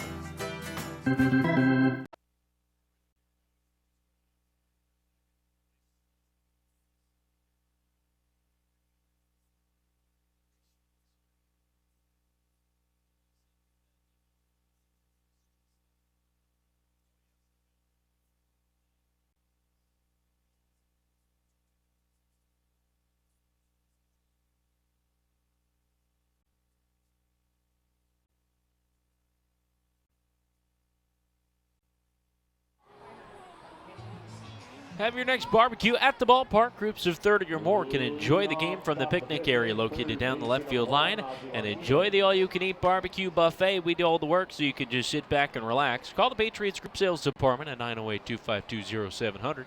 Plan your ballpark barbecue. First pitch misses outside Ozzy Martinez to get us started in the top of the 5th frame. Still no score between New Britain and Somerset. Brandon Pelter with Mark Schwartz. It's Liam O'Sullivan working into his 5th inning of work. The next pitch just misses away, and it's 2-0 on Martinez. Now we owe a huge thank you. Very big one.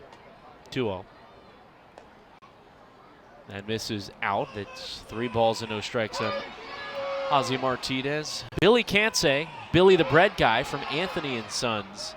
Now, we always talk about Nick Chirillo and his food drops. It was the ultimate food drop today as the 3-0 misses up and in, and a 4-pitch walk to Ozzy Martinez to begin this 5th frame. He reaches. He dropped off some of the best pastries and donuts and muffins I've ever had. Yeah, Billy the bread guy came through today in a big way. It was. You know, I was wondering whether or not I should bring lunch today, and breakfast for that matter. And the general manager of Home Plate Catering, Mike McDermott, said that there was going to be a bit of a pastry drop. Reno Moreno pulls a bunt up the first base side. O'Sullivan fields and fires to second, a heads-up play to retire the lead runner for the first out of this 5th frame. Well, Moreno not getting the job done with that bunt. He wanted to pull it a little bit more down the first base line, but went too close to the rubber and was hit with too much pace, so O'Sullivan was able to have a heads-up play. Likely catcher Yovan Gonzalez barking out orders from behind home plate. And a big first out of the inning. But back to Billy the bread guy, Brandon. I mean, Mike sent out at the email saying that we were going to have some pastries. It was like, all right, well, you know what? I'll hold off. I'll see what this is all about. But he brought the front office for the Somerset Patriots. Had to be about 20 boxes or so. Zach Collier rips the first pitch into right field, a base hit. Moreno chugging around second. He's into third. And the throw will be cut off. Runners on the corners. Some quick bats here from the Bees in the 5th. They've got 2 men aboard. Collier's been impressive so far in this series. He reached base a couple of times last night. Has a good amount of speed. He's 2 for 2 tonight now with a double and a base hit. It's just been a really strong. He's what you want out of a number 9 guy. A guy that's going to put the ball in play and has some speed, can make some things happen. So the Bees threatening with just an out in the top of the 5th inning. They've got runners on the corners. Still no score in this contest, and Darren Ford stepping in.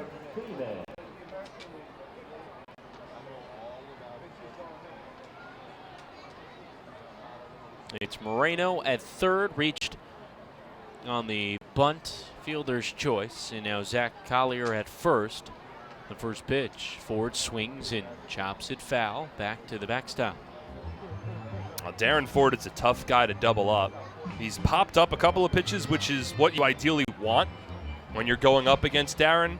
Of course, Somerset would love a double play here, but any ball that's hit on the ground, these Patriots players, I mean, a lot of them were teammates with Darren back in 2017, so they know that any double play is tough to turn. They might have to rush their throws to try to get out of this inning unscathed.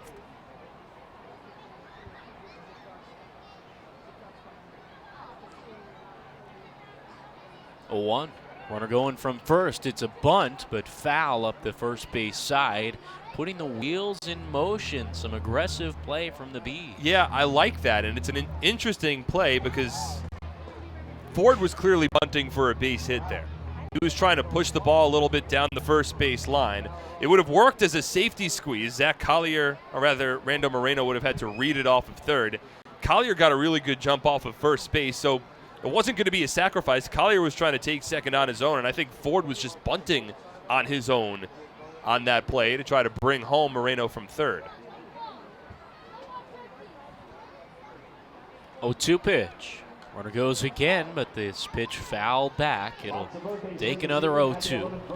The Bees last night, they stole 6 bases, a franchise record. They were 6 for 6 in stolen base attempts, and they got that franchise record 6 stolen base from Jared James in the top of the 9th inning.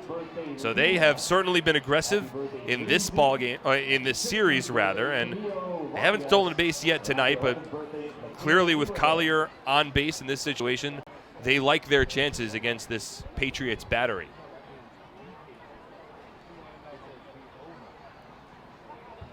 Sullivan sets the righty, and time is called before he can deliver. So did you have a favorite from the delicious snacks we had delivered? I did.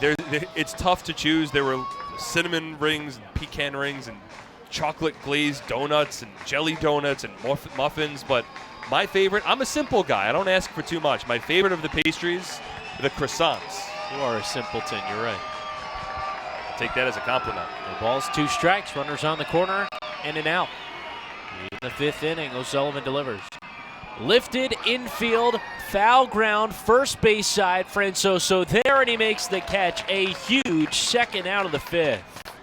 It's the 3rd time tonight that Ford has popped up, and it's a testament to the way that O'Sullivan has attacked him. He's been keeping the ball a little bit more up in the zone against Ford because Ford wants to hit the ball on the ground. His best attribute is his speed, but keeping the ball elevated forces Ford to have a more level swing, and if he's going to have a bit of a downswing, then it might pop the ball up.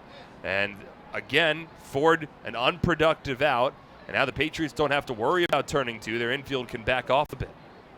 It's Jared James that's up with 2 on, 2 out, no score in the 5th. James so far 0 for 2 tonight, a ground out, a line out as well. He stands on the left side, open stance, and the pitch. Takes a called strike at the knees. So my favorite pastry was a simple, nice, buttery, flaky, delicious croissant. What about you? Ooh. Well, I don't know that it comes as a surprise, but I sampled a lot. 0-1. James rips this one into right field. The base hit. Moreno will score. And a 1-0 lead for New Britain. They jump ahead in the 5th. That ball just had too much of the plate. Might have been off speed. I think that was the changeup from O'Sullivan. And James sat back and turned on it, ripped it into right field. And his big series continues. A couple of big hits towards the end of last night's ball game. Now a big RBI single for the Bees in a game that they need to win. And New Britain has struck first in the top of the 5th.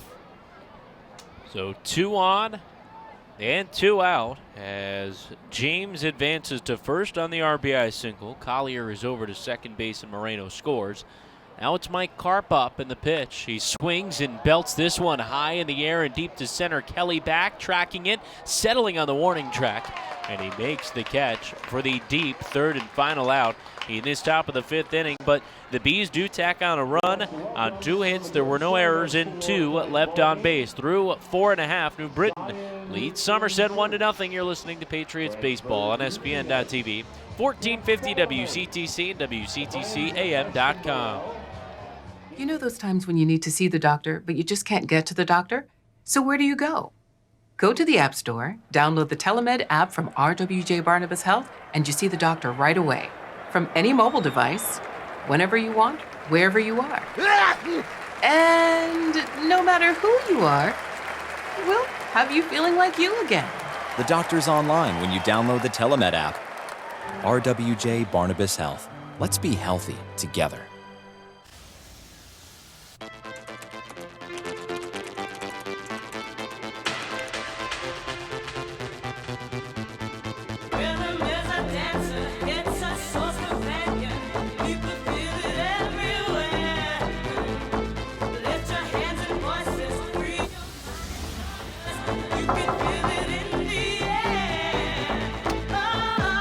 Sorry, we were running late. No problem. Come on in.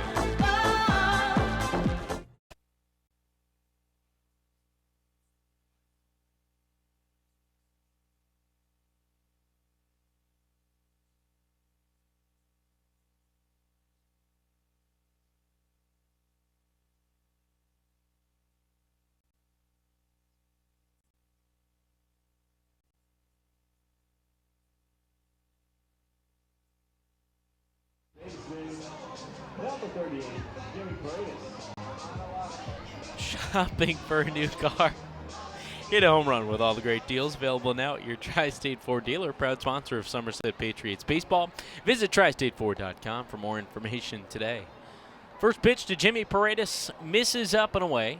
We're in the home half of the 5th inning, no score. Liam O'Sullivan danced out of some trouble in the top half of the inning. Devin Burke delivers a swing and a miss strike from Jimmy Paredes. It's 1-1.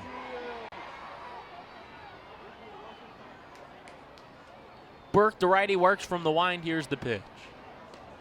Off speed, that's spotted for a strike, and he's ahead of Paredes 1-2. Burke has faced the minimum. Walked one, hit another. That's it. Patriots without a hit. They're down 1-0. As Paredes rips this one down the right field line. It's a fair ball. Jimmy chugging around first. He's going for 2. The throw from Collier gets past Moreno. Paredes slides into second with a lead-off double. Paredes stays hot at the plate with that double. He's now enjoying a 9-game hit streak. He was hitting .438 over his last 8 games. We've touched upon this high RBI production for Paredes over this similar stretch as well, but gets it done that time, not only with the bat, but with the legs, beating out the throw and leading off the bottom of the 5th with a double. So a run from the Bees in the top half of the inning. The Patriots trying to respond. It's Alfredo Rodriguez up. Paredes at second, no outs in the 5th. Burke home. Rodriguez watches a slow curve called a strike at the belt.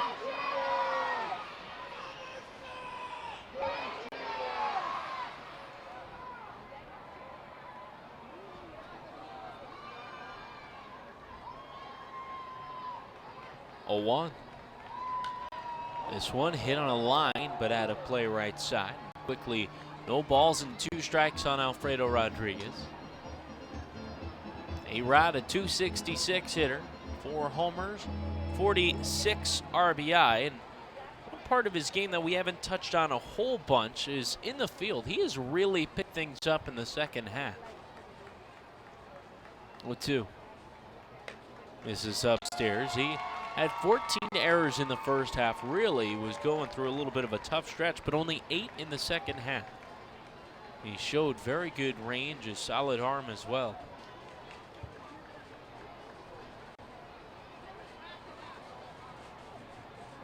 Paredes off of second. 1-2. Swung on, and this one served into left field. The base hit down the line. Paredes around third. He comes in to score. Alfredo Rodriguez, a stand-up RBI double, ties us at 1 in the 5th. Well, I mentioned that Paredes was riding an 8-game hit streak coming into this one. Alfredo Rodriguez has been swinging a hot bat as well. That makes it a season-high 10-game hit streak for Alfredo Rodriguez. And when he's performing well, he sprays the ball on a level swing to right, and he can pull the ball down the left field line on a pitch on the inner half as well. That time he did just that, dropping in the hands, pulling it down the left field line, and the Patriots have tied up the ball game. Second time in as many days that Rodriguez has pulled one down the left field line for a two-bagger. And now it's Craig Massey up. The first pitch to the lefty, swings and skies this one down the left field line. James is over, and he makes the catch a few steps in front of the warning track. Rodriguez bluffed the tag, but he'll return to the second base bag. There's one away in the 5th. That ball carried a bit for Massey, and look, down the left field line here at TD Bank Ballpark, it's only 317. It's not very deep. And as you approach that corner, the wall sort of diagonals in a bit, and Massey nearly took advantage. So now it's Teodoro Martinez. There's one away in the 5th. We're knotted at 1. Martinez struck out looking. That to begin the 3rd. Burke sets, and he delivers. That's first pitch, misses up and in.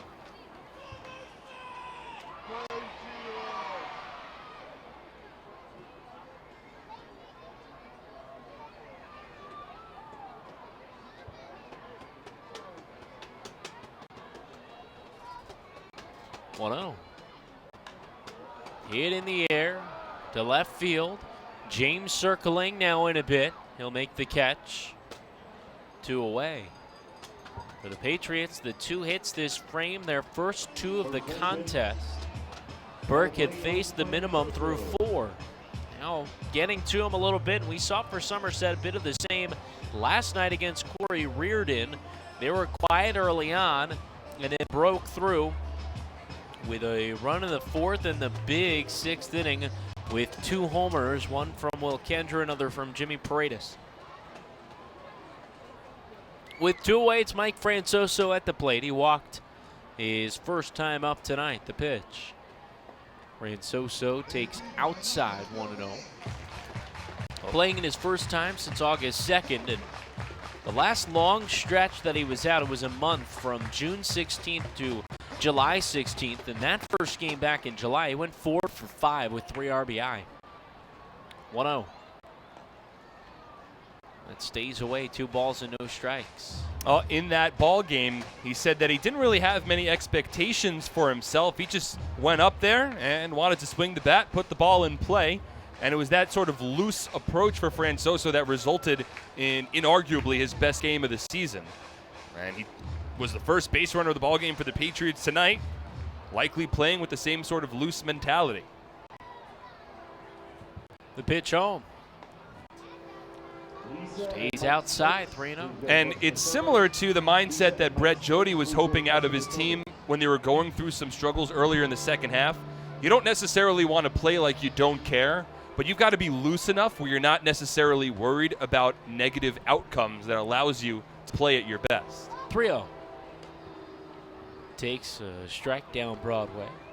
It's almost as if you're not really concerned about going, having an offer for a night. You want to play loose, and if you do have the offer, it's like, all right, well, that stunk, but, I'll bounce back.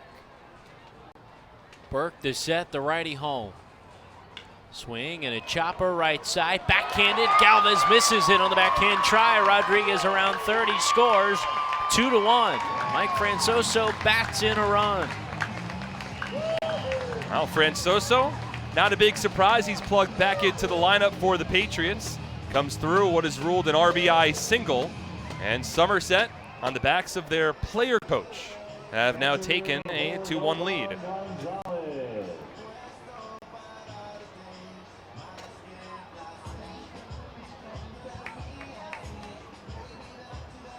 Certainly a tough play for Galvez to make, going to his right and trying to backhand that ball, and it was just out of his reach. Now Yovi Gonzalez up 2 away. In the 5th frame, the Patriots have jumped ahead. They're up by a run. Burke delivers. Gonzalez swings and skies it out of play. Brandon Pelter with Mark Schwartz. We're at TD Bank Ballpark. Penultimate game of the season.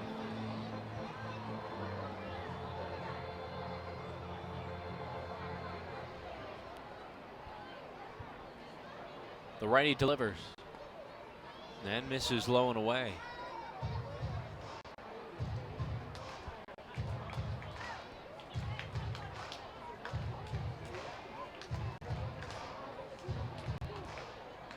Burke works from the stretch. 1-1. Off speed, a called strike inner half. It's 1-2 on the Patriots' 4th-year vet, Yovi Gonzalez. Jovan, one of the more outspoken leaders in the clubhouse for this team all season long, even amidst the struggles. 1-2. Fastball in.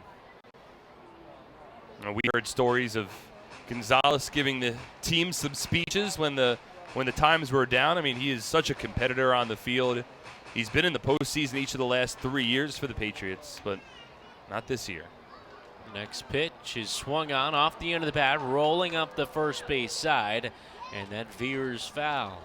It's been tough endings for the Patriots in the playoffs the last 3 years, each time falling to the Long Island Ducks, including each of the last 2 years here at TD Bank Ballpark. And each year, Jovan Gonzalez has come back. He's had one thing on his mind, and that's redemption, of topping the Long Island Ducks and getting past them into the Atlantic League Championship Series, where the Patriots haven't been since 2015, the year that preceded Gonzalez's tenure.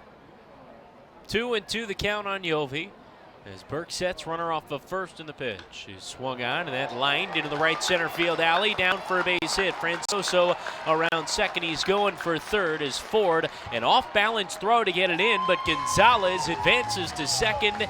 It's a 2-out double, and now 2 are in scoring position in the 5th. Darren Ford in right field and right center, he cut that ball off with the bare hand. He didn't use his glove. He just ranged to his left and might have overran it a bit, reached back with the bare hand, and picked it cleanly. If he doesn't make that play, it rolls towards the wall, and Francoso still battling those hip issues. He doesn't run like he once did. But Francoso would have had an opportunity to score had Ford not made that barehanded pick. But look at the players that have contributed big in this inning for the Patriots. It's some of their leaders in their clubhouse. 3rd-year shortstop Rodriguez, 4th-year catcher Gonzalez, player coach, 2nd-year Patriot Francoso. And now it's Scott Kelly up, the 6th-year Patriot, with a chance to really do some damage. A 2-1 lead for Somerset. Now 2 in scoring position, 2 away. And the first pitch. A slow curve. That's a called strike just below the letters. This team has had such a good core nucleus for so many years. It's the reason why they've remained so competitive year in and year out. And it's honestly why this year has come as a bit of a surprise for everyone involved. 0-1. Breaking ball dips outside. With the change in the lineup, meaning Mike Francoso inserted in, Glenn Barker, the Patriots hitting coach, had to make the transition back over to third, where he was in the first half of the season. It's now David Holmberg, the Patriots left-handed starter, who's in the first base coach's box as the 1-1 off speed settles outside.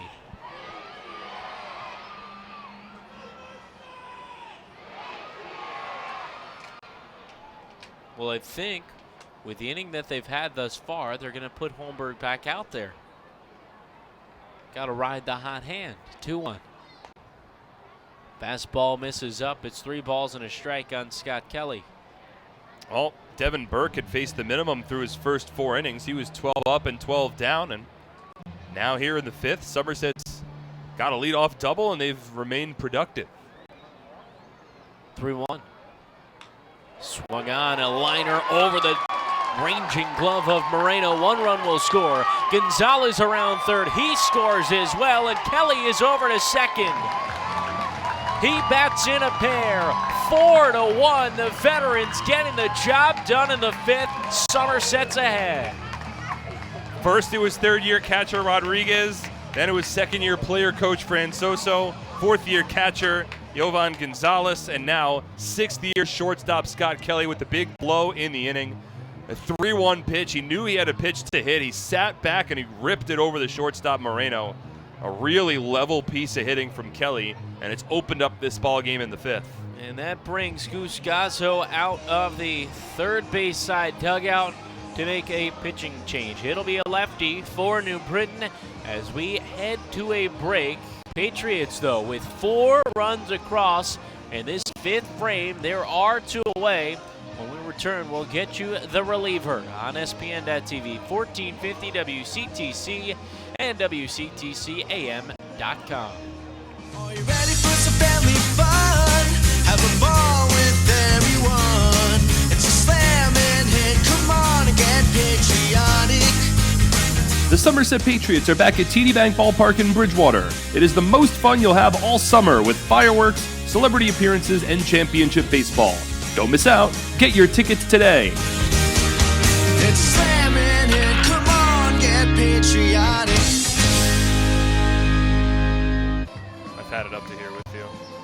Okay.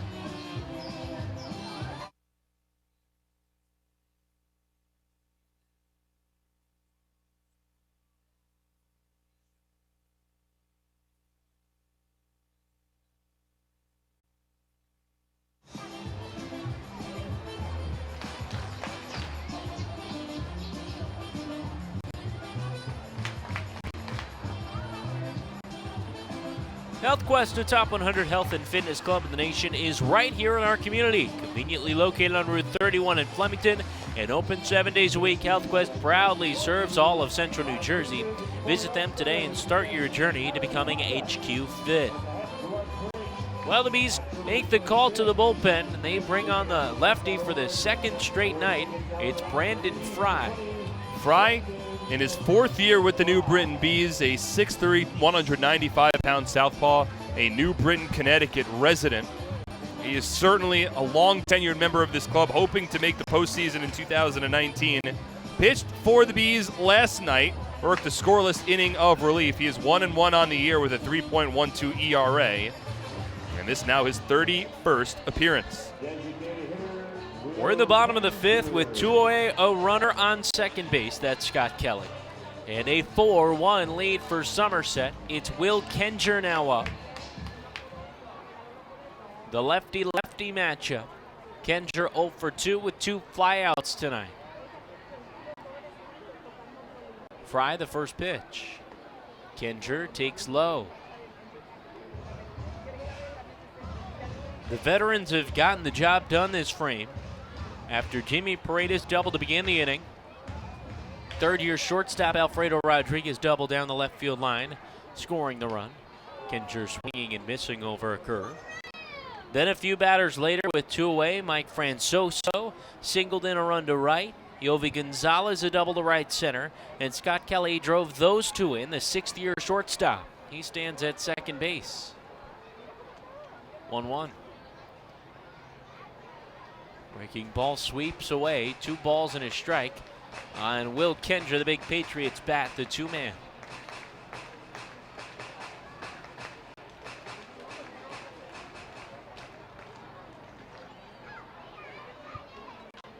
Next pitch, Kenger, a slow grounder over to first, backhanded by Rogers. The throw over to first, and Kenger is safe. Kelly around third, he'll score.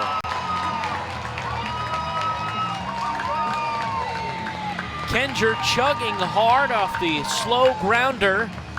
He beats Fry over to the bag, and Scott Kelly, the heads-up play, scores to make it a 4-run lead. So great to see the hustle still from this team, despite the way that last night's ball game went. Kenger not giving up on any opportunity, and Kelly never stopped running from second base.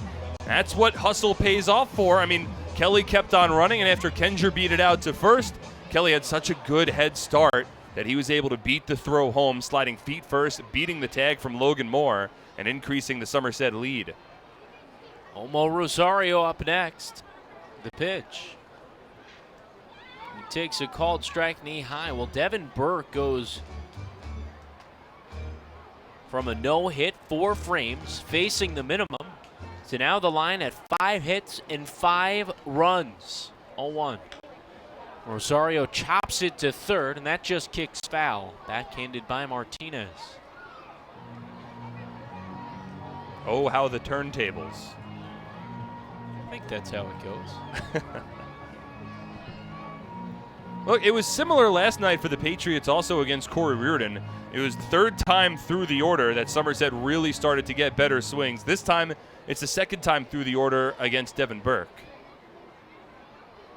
0-2, runner goes. That's a line drive into center field. Kenger around second and into third. The Patriots continue to pour it on. They've now batted around in the 5th. The 10th man of the inning, Jimmy Paredes, will step up.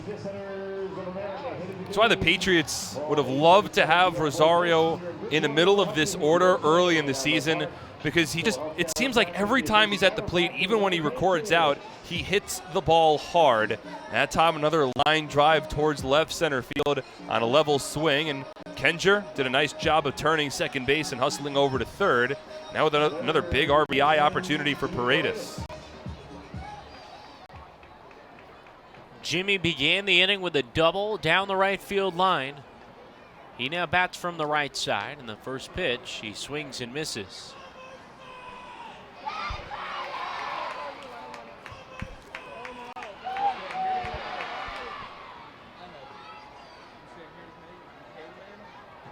First AB of the inning was lefty against the righty Burke. Now Fry, the lefty, is in on the bump as Paredes chops it foul. He's in an 0-2 hole.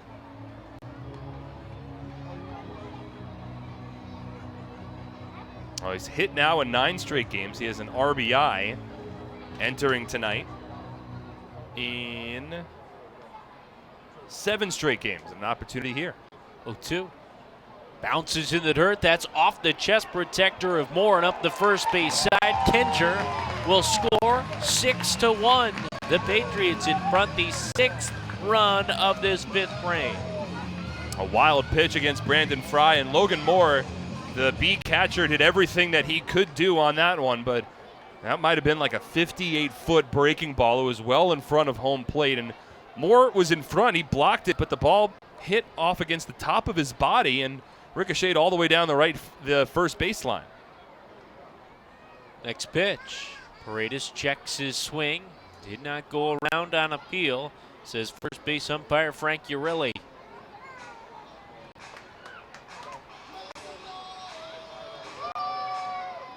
Home half of the 5th, 6-1. The Patriots have exploded here in the inning.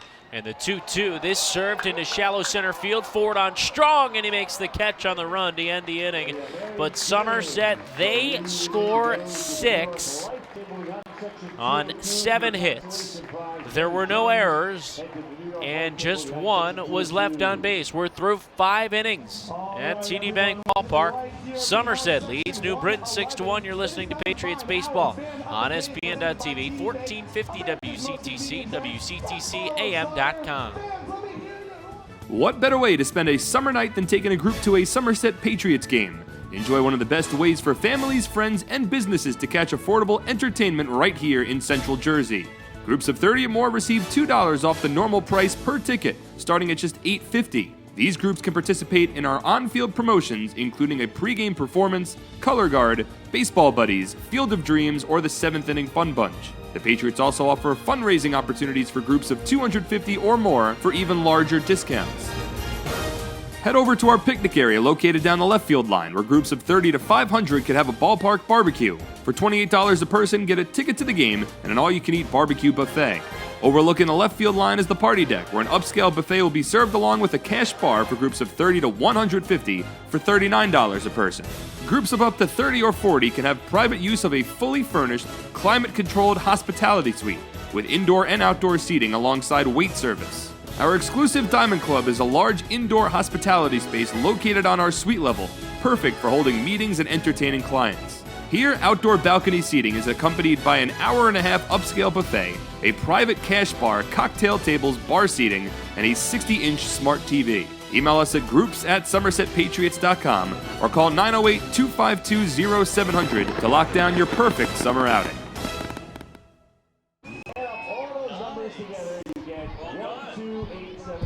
IdeaCom is now offering businesses free VoIP phones. With IdeaCom, you can reduce your phone bill, work from anywhere, and enjoy local support. Get the guys from IdeaCom on your team today by visiting their website at ideacom-nj.com. A 6-1 lead, Somerset over New Britain as we begin the 6th frame. Still Liam O'Sullivan on the bump at 74 pitches. And he delivers a first pitch inside to Jason Rogers. The Patriots exploding for that 6th spot. In the bottom of the 5th, 6 runs on 7 hits, 1-0. Rogers takes a fastball strike at the knees. Well, through all the offense, I think we got a little sidetracked of the most important conversation. As Rogers takes low and away. But Mark, I think you can guess that conversation. That's Billy the Bread Guy. Yeah. I was starting to get hungry again once we started that conversation. Don't say that too loud, because I'm sure there's plenty of pastries left and someone might bring us one. 2-1. Rogers chops it into the third base side dugout. I mean, you never told me what you were going for. You told me that you ate a lot. Yes. But you never got to what your favorite part of it was. Well, I started with the regular donut. I guess it's that vanilla flavored donut. Is that what you call it? As this next one is grounded up the middle. A sliding stop. Rodriguez from his behind, he throws, but Rogers beats it out for an infield single. That was a tremendous effort from Alfredo Rodriguez, ranging to his left, sliding feet first along the edge of the outfield grass, gloving that chopper, rising to his feet, and throwing over to first. But there was a lot that went into it for Rodriguez, and there just wasn't enough time to get the ball to first to beat Rogers. So Rogers begins the 6th with a single, but the plain chocolate-covered donut. Then I went with Boston cream, which also is chocolate-covered. Now, I only sampled these. Keep that in mind. Mm-hmm. Jonathan Galvez up next. It's a fastball strike. And then there was the chocolate chip muffin. Oh, I didn't have that. Really good. But, I mean, that was 3 of probably 15 different options, if not more. 0-1. Fastball called a strike, clips the knees on the outer third. See, I am nearly not that much fun. I saw the croissants, I attacked the croissants, and I stayed with the croissants. 0-2. Swing and fisted right back to O'Sullivan. It's off of his glove, and Rodriguez fields on the bare hand and makes the play at first. Another strong defensive play by the Patriots shortstop. O'Sullivan's a little surprised that he didn't corral that one. It came right towards his hip, and it hit against the heel of his glove, and I think Liam thought that he had that ball. He sort of looked down to see where it was. Well, I did too. And the ball sort of hit off against the heel and ricocheted towards short. And a heads-up play by Alfredo Rodriguez to see that ricochet, charge in, field quickly, and still record an out on the play. Logan Moore is up, runner on second with 1 away in the 6th. Patriots up 5, and the pitch to Moore. He swings and skies it left side, foul ground, and out of play.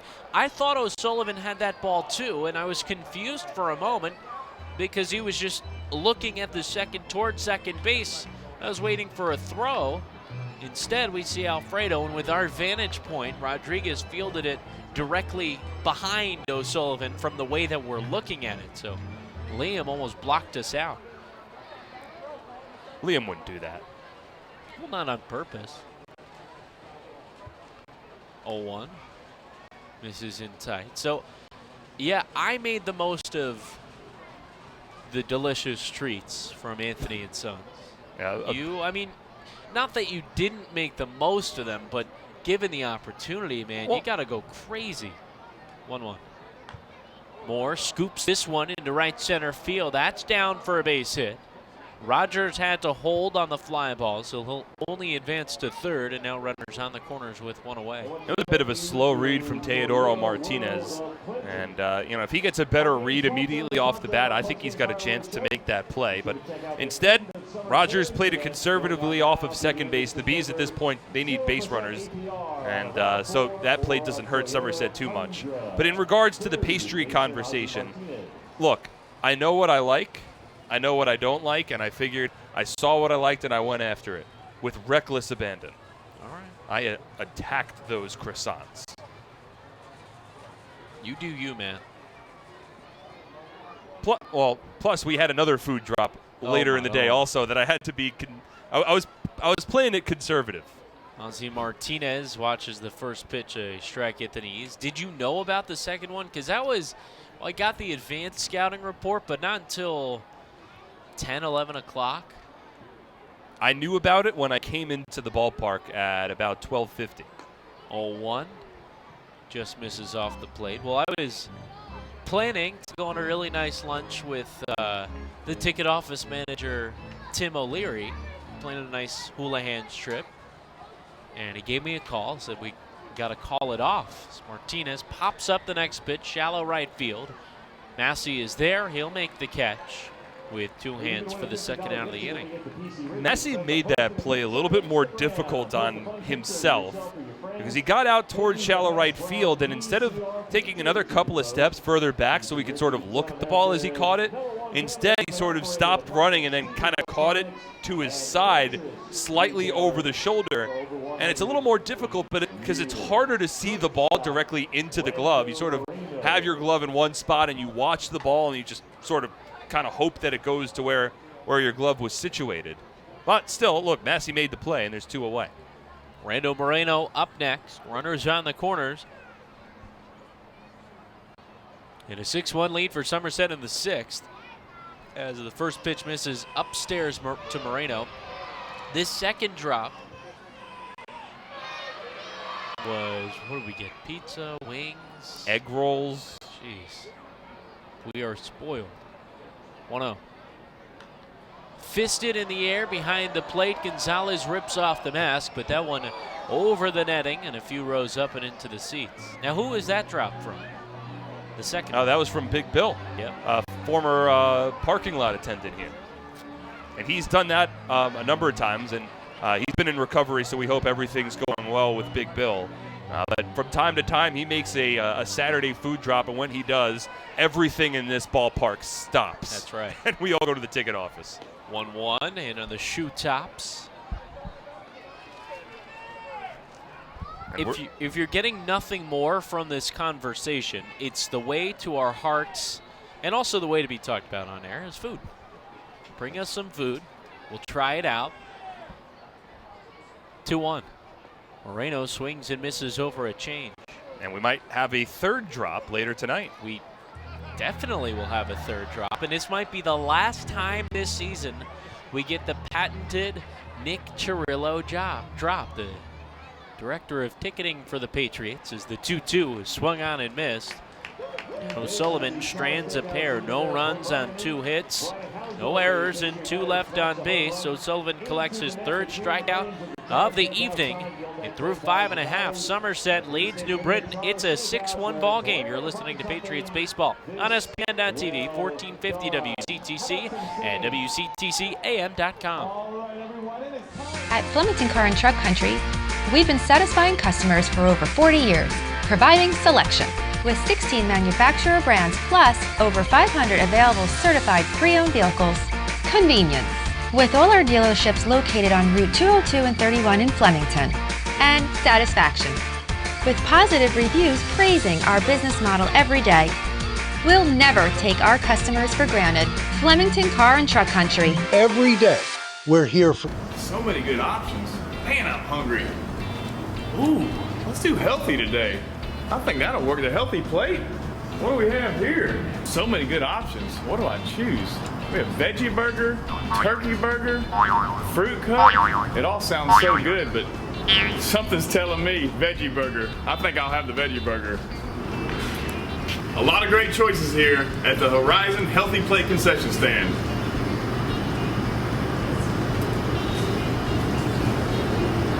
That's a tasty burger.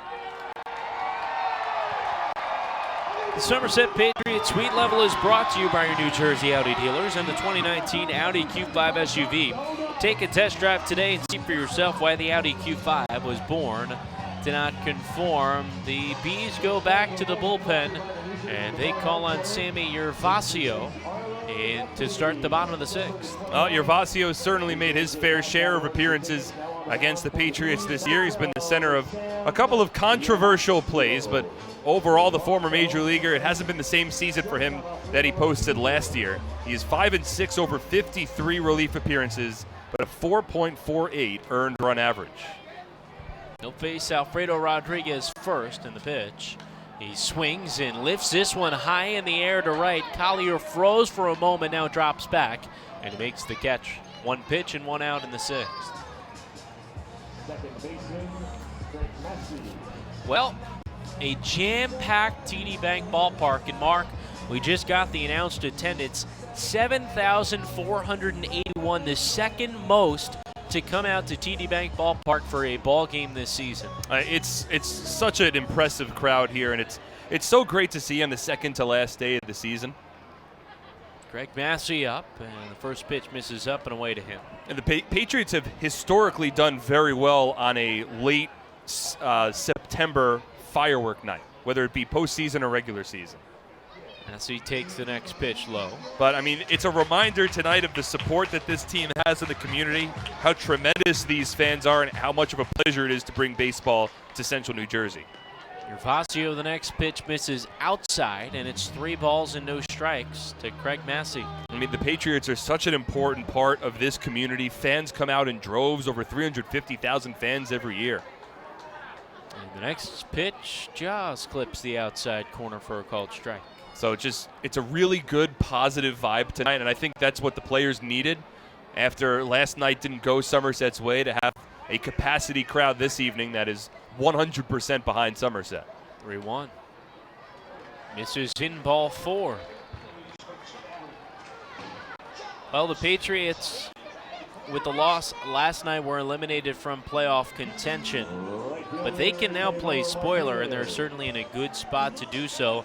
Up 6-1 in the bottom of the sixth frame, and also the Bees aren't getting any help from the High Point Rockers, who are up 7-2 over the Long Island Ducks in the bottom of the seventh. If High Point wins or if New Britain loses, both of which would happen if the finals remain, New Britain would be eliminated from playoff contention, and High Point would get that wild card spot locked up. It was an uphill battle for both the Patriots and the Bees just to get to this point, and certainly to cross the finish line. High Point's been in the driver's seat despite their struggles over the last week plus. Here's Teodoro Martinez. Gervasio, the righty, delivers. Martinez out in front, swings and misses.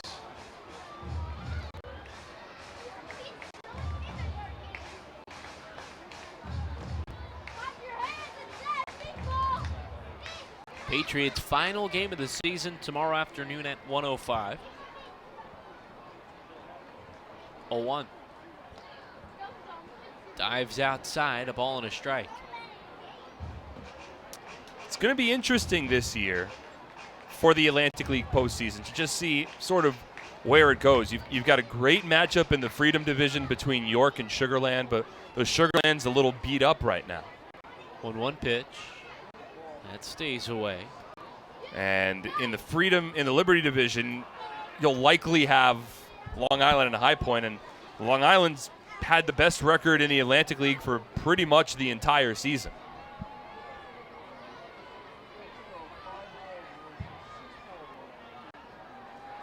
Two-one home. Martinez lifts that over the net and out of play. Well, if you just look at the standings now, and of course keep in mind that the Ducks have already clinched a second half Liberty Division championship. Long Island is 10 games up on the High Point Rockers. Just a couple weeks ago, that was a battle for first place. Just goes to show the Ducks have put the pedal to the metal, and the Rockers have really fallen off to make this interesting. I mean, they lost 5 games when the Patriots were in their 7-game skid. 2-2.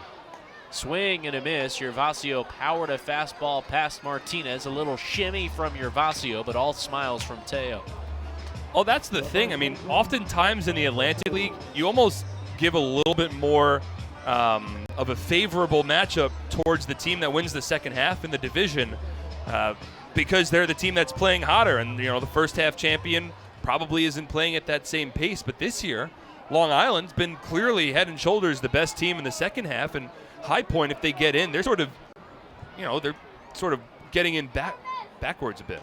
Mike Francoso swings and misses over the first pitch. I mean, I know what you're saying in the sense that High Point is stumbling their way to the finish line. Yeah, they're backing in. As if they had won a first half title.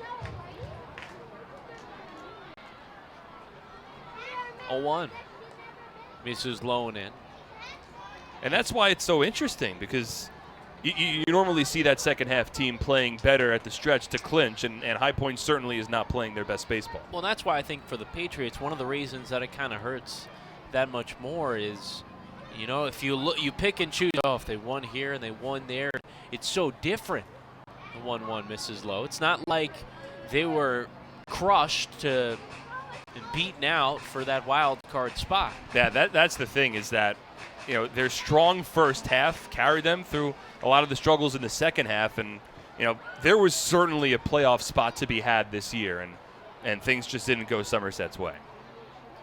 Massey off of first with 2 away in the 6th, and Francoso chops the next pitch foul into the seat's right side. Also, with High Point likely facing Long Island in the first round of the postseason, they're wrapping up a 3-game series against each other right now. So there's a possibility that those two teams could play 8 straight games against each other over a week from the regular season into the postseason.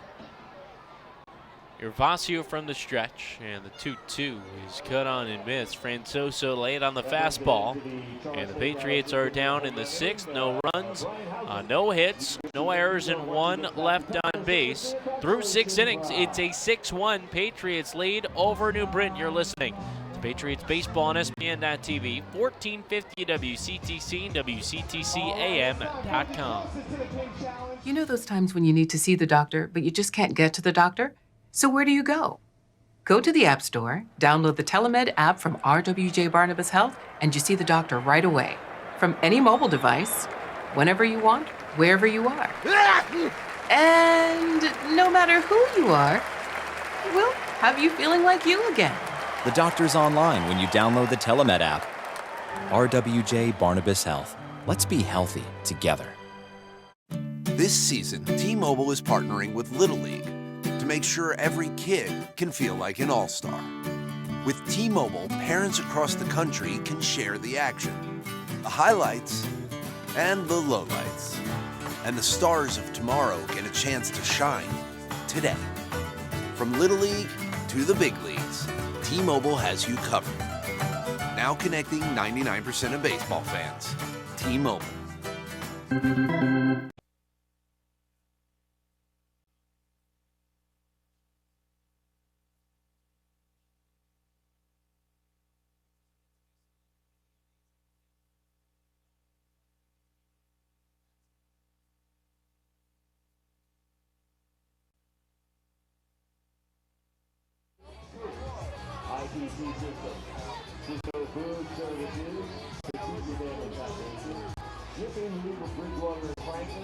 With nationally recognized service, competitive rates, and an award-winning teen driver safety program, NJM Insurance Group is a home run for New Jersey. Get your free quote at njm.com. This isn't just insurance, it's NJM. Liam O'Sullivan out to pitch the 7th frame, and he is just adding on to what has been a spectacular season. Now 13 straight starts in which he's pitched 6 or more innings. He's had 93 pitches, so you would think if he works through this 7th, that's the end of the line. The first pitch to Zach Collier is squares and bunts it foul, third base side. 6-1 the score. Somerset leading New Britain. We're in the top of the 7th inning.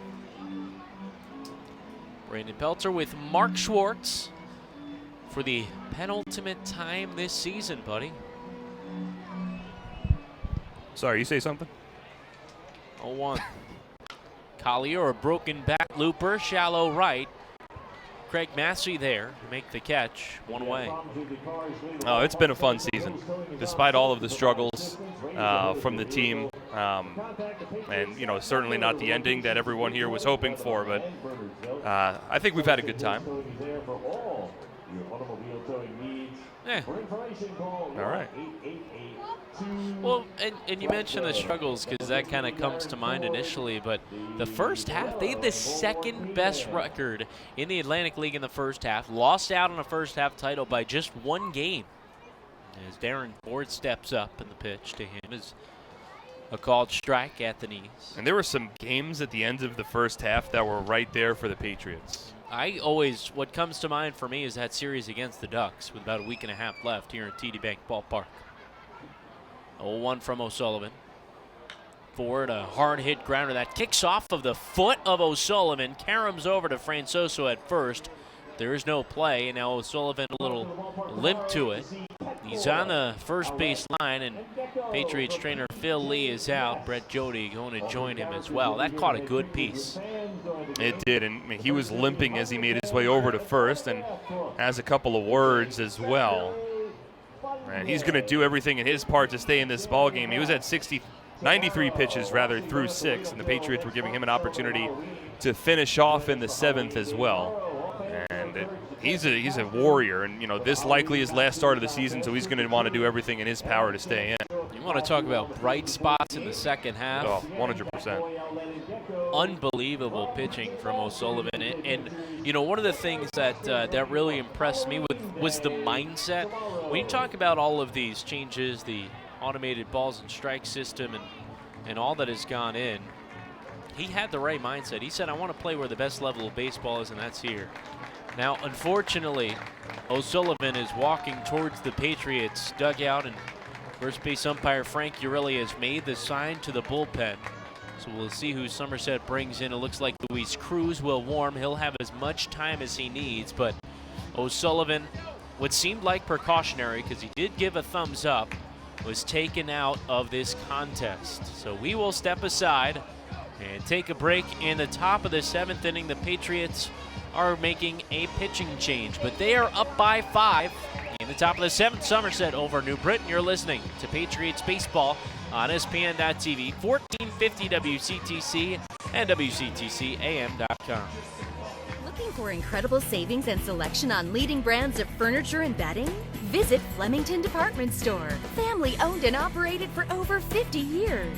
Our 2-acre showroom features the brands you want, all at exceptional values. Flemington's highly trained furniture experts are not on commission, so you can experience a pressure-free and informative shopping experience. Come explore the best-kept secret in New Jersey at the Flemington Department Store on Route 31 in Flemington.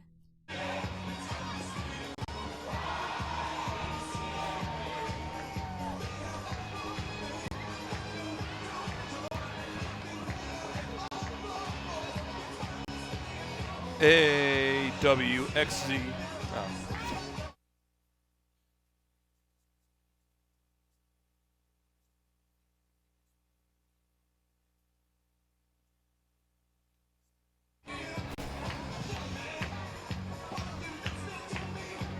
For complete family eye care, go where the Patriots go. See Dr. Ivy Ehrlich and Dr. Martin Storbeck at Bridgewater Optometric Center.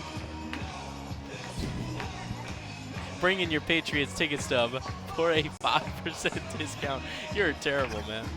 Bridgewater Optometric Center is the official eye doctor of the Somerset Patriots. Bring in your Patriots ticket stub for an additional 5% discount. I was so close to bringing it home.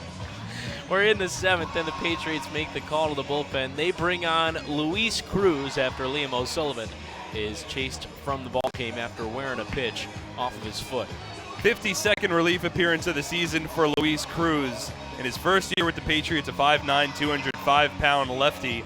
2-4 is Cruz with a 3.52 ERA.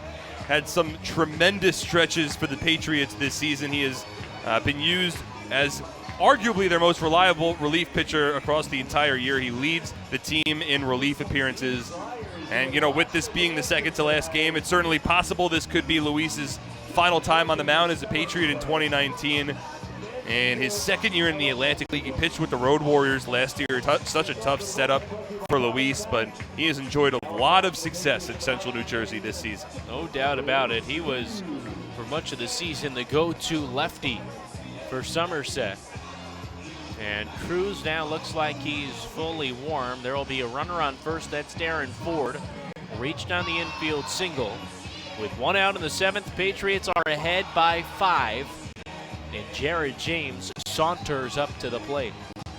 Well, it's it's a difficult situation for Liam O'Sullivan because he has pitched so well, and I'm sure he would have wanted to end his season on his terms, and he has for the most part, because it's been a very strong night once again for Liam, but that's not the way you want to end it, coming out on an injury. He is in line for the win. With James at the plate, the first pitch misses low. Now the book not fully closed on O'Sullivan, who goes 6 1/3, giving up 6 hits. Just 1 run, although he's responsible for Darren Ford at first. 3 walks, 3 strikeouts. 1-0. Misses, no, called a strike. It clips the knees. O'Sullivan, one of the 4 players that is up for nomination for Patriots team MVP. That will be announced before tomorrow's ball game on the field. We'll get you the other 3 after this next pitch. The 1-1 swung on and missed. It's Will Kenger, Rick Teasley, and Michael Ullman joining Liam O'Sullivan.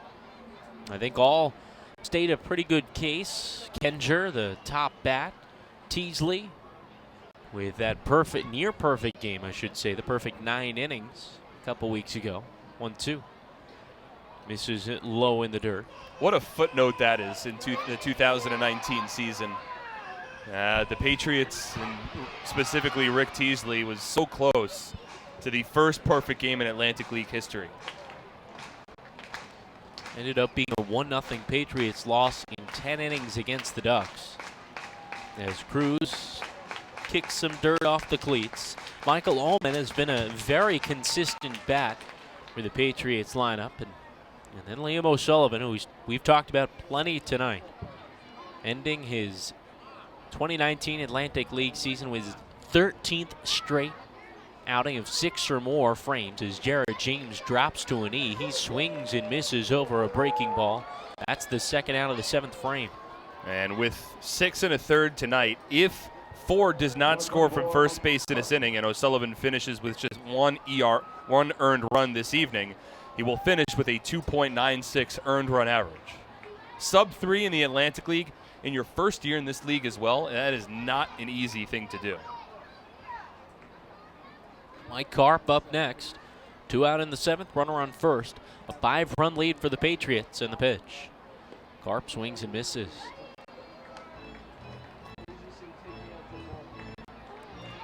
Well, it's up to Cruz to get out of this inning. Patriots brought in the lefty with a couple of left-handed bats due up for the Bees. Cruz made work of James, and now he goes up against Karp. Next pitch. Misses outside. Yeah, definitely a good spot to bring in the lefty. Well, Karp nearly changed around this ball game in the top of the 5th inning. Skied one out to the warning track in center field. Almost a 3-run home run. 1-1. Fouled off. Left side out of play. It was after the Bees plated their only run of the ball game to this point. A 2-out RBI single from Jared James off of Liam O'Sullivan. And then Karp drove one to the fence where Scott Kelly made the catch. And then it was immediately after that deep fly out from Karp that the Patriots put a 6th spot on the board in the home half of the 5th inning. 1-2 the count, the pitch. Swing and a miss. Cruz got him with a breaking ball. And the 7th inning is over. Liam O'Sullivan is in line for the win. His ERA on this season finishes below 3, and he's thrown a quality start in 12 of his last 13. We go to the break through 6.5. Somerset leads New Britain 6-1. Time to get up and stretch. You're listening to Patriots Baseball on SPN.TV, 1450 WCTC and WCTCAM.com.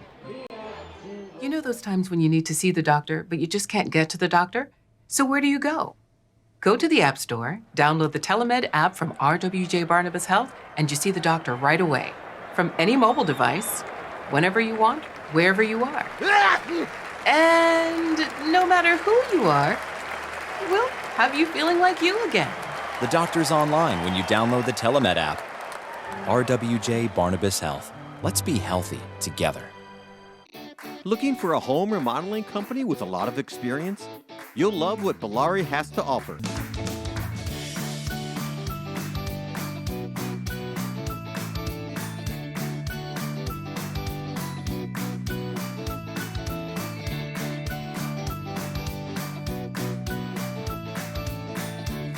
Love your home. Bellari, home remodeling since 1950. Visit BellariNJ.com to learn more today.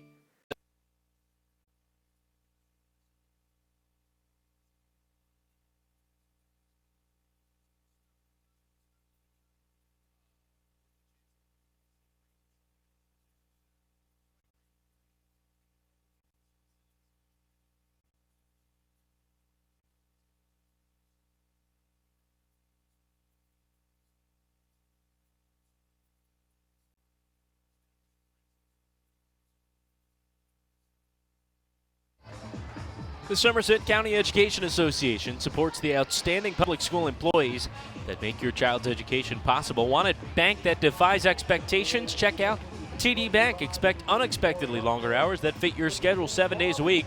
TD Bank, unexpectedly open, unexpectedly human. Stop by or visit tdbank.com, member FDIC, TD Bank NA. Bottom of the 7th inning, and Yovi Gonzalez leads it off. He'll face a new pitcher, though, another lefty. It's Chris Reed. Reed coming on the mound for the Bees here with New Britain trailing 6-1. On the year, Reed has appeared in 14 games. He is 2-0 with a 4.87 ERA. And a 6'3", 225-pound lefty, and another Connecticut native. A nutmegger, if you will. First pitch to Yovi Gonzalez busts him inside.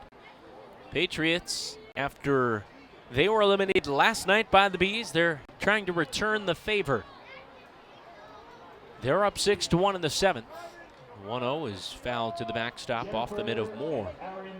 And the Rockers still in front of the Ducks, now an 8-2 score. That ball game in the top of the 8th. So certainly a difficult spot here for New Britain. They've got to make up at least 5 runs to tie this one up, and they need the Ducks to mount a huge comeback out on Long Island. 1-1. Misses away. Looking around the rest of the Atlantic League, it's a 3-1 lead, Lancaster over York in the bottom of the 7th. And Southern Maryland on top of Sugarland, middle of the 8th inning. That a 2-1 lead for the Blue Crabs. 2-1.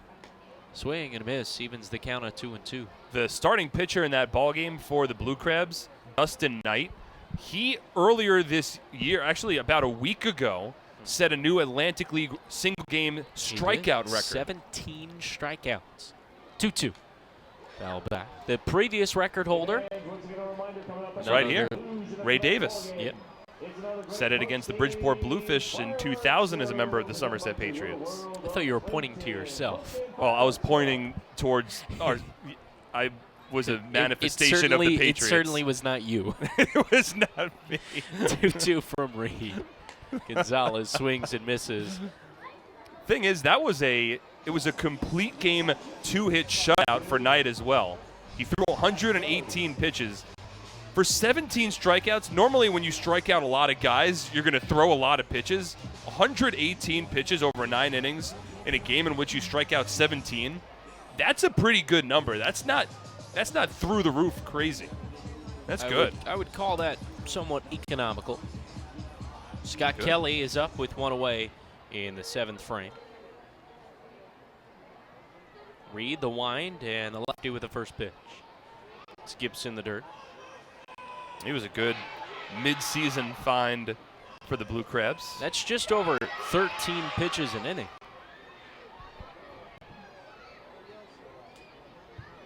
That's really good.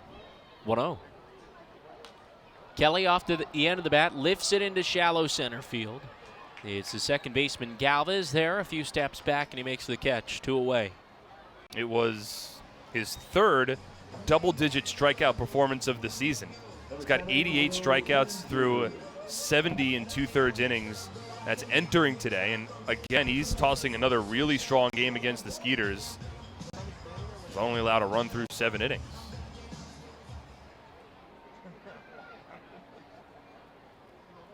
Next up, it's Will Kenger. 2 away in the 7th. The Patriots are ahead by 5 in the pitch. Swung on, chopped foul first base side. It's going to be an interesting conversation come the end of the season tomorrow, and looking at some of the awards around the Atlantic League. 0-1. That's a breaking ball that stays just up. We might need to get into this more in the next half inning, but pitcher of the year, player of the year, there's some conversations to be had. The next pitch, Kenger drops to a knee and swings and misses. It's a 1-2 count. I would think from an offensive standpoint, a couple of the players of the year, the front runners, you got to look towards York, and you got to look Nash, at Isais, Tejeda. Yeah, they could basically take a couple of votes away from each other. 1-2 is chopped first base side. Rogers there, he fields just foul behind the first base bag. I mean, I would start with those two guys. Will Kenger could certainly be a part of the conversation. But Jason Rogers has had a great. James Skelton has had a very good season as well. Wellington Dotel, a big name. I feel like we forget about him a ton on the York team, and he provides a lot of defense and right, a heck of a cannon of an arm. He's third in the league, batting .313. And he steals a lot of bases, far more than Nash and Tejeda. 1-2 is fouled back, a late hack from Kenger. But I do think at the end of the day, I mean, Telvin Nash has cleared 40 home runs. I believe it's the first time that an Atlantic Leaguer has cleared 40 since I think like 2011. Isais Tejeda has led the league in hitting by a considerable margin for quite some time, and he's top 5 in home runs. He's among the top 10 in runs batted in as well. The 1-2 home. Kenger takes it, a called strike 3, just clips the knee on a breaking ball low. And the Patriots are down in the 7th. They are retired in order as Reed strikes out a pair through 7 innings, though. Somerset leads New Britain 6-1. You're listening to Patriots Baseball on SPN.TV, 1450 WCTC, and WCTCAM.com. Are you ready for some family fun? Have a ball with everyone. It's a slam and hit. Come on and get patriotic. The Somerset Patriots are back at TD Bank Ballpark in Bridgewater. It is the most fun you'll have all summer with fireworks, celebrity appearances, and championship baseball. Don't miss out. Get your tickets today. It's a slam and hit. Come on, get patriotic. Team, our new hit family of scratch-offs is loaded with chances to win. Imagine Kevin is the game, and Sandra is going to hit it big. Don't worry, Kevin. I'll be gentle. Hit me with your best shot. Okay.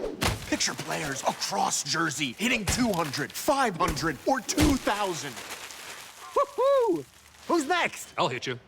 Go, Bob. Play the new Hit family, loaded with over $163 million in prizes. Because anything can happen in Jersey.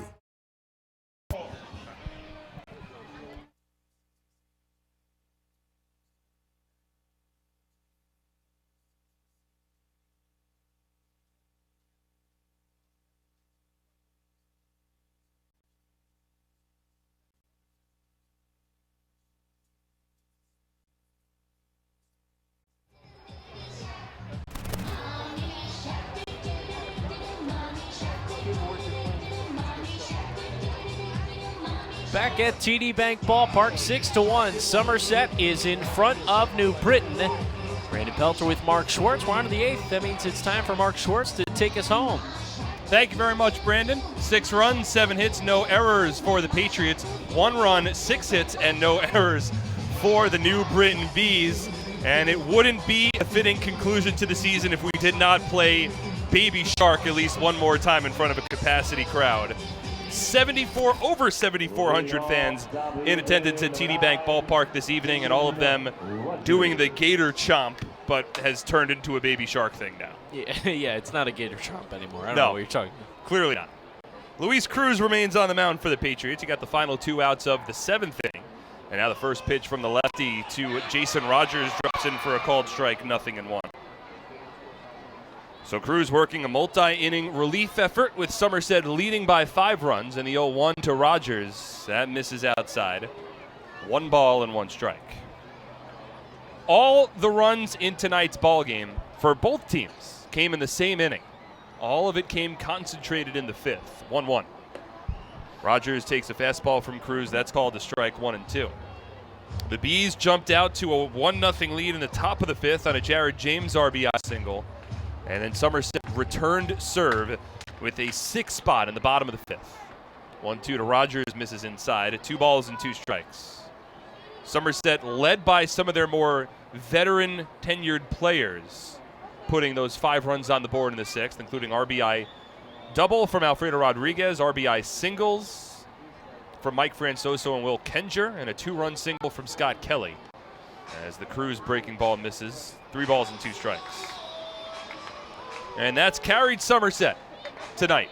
Again, in front of a capacity crowd with a post-game fireworks show on tap. 3-2. Taken low and inside, ball 4. It gets away from Yovan Gonzalez and rolls to the backstop.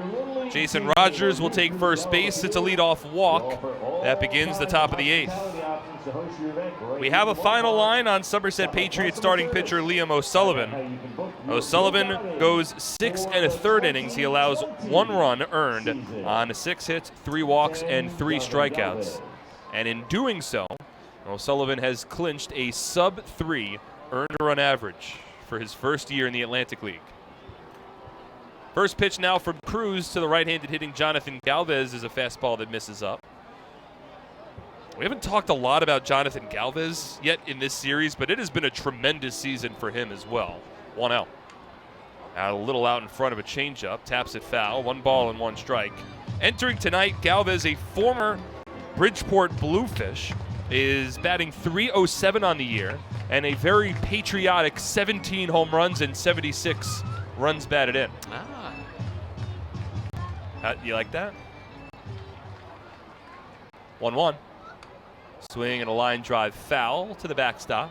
1 ball and 2 strikes. And, you know, those numbers above 300, 17 home runs, 76 RBI, those are good enough to put you in a conversation for Atlantic League Player of the Year as well.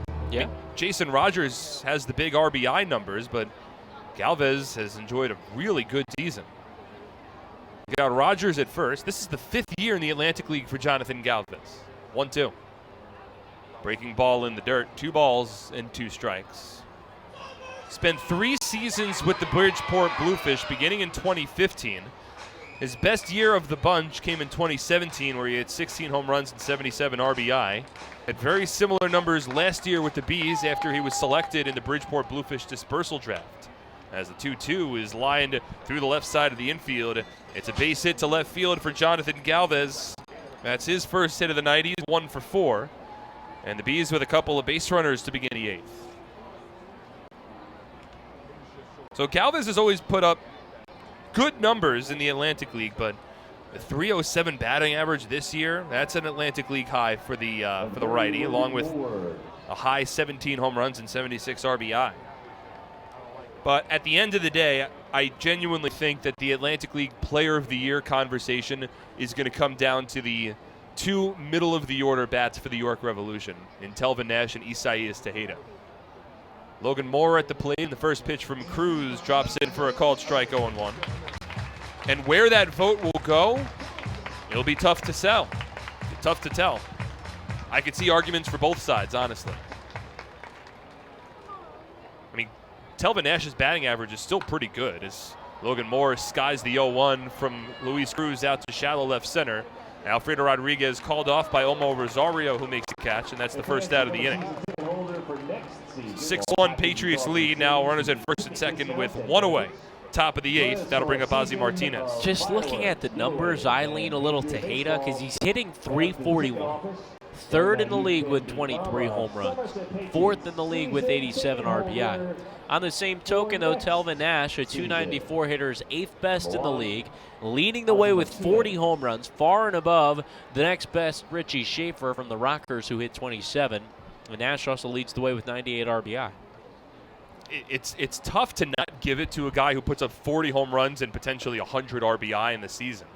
As the first pitch to Martinez is taken for a called strike, 0-1. But I would tend to agree with you as well, Brandon. If I had a vote, I would probably lean Tejeda at this point.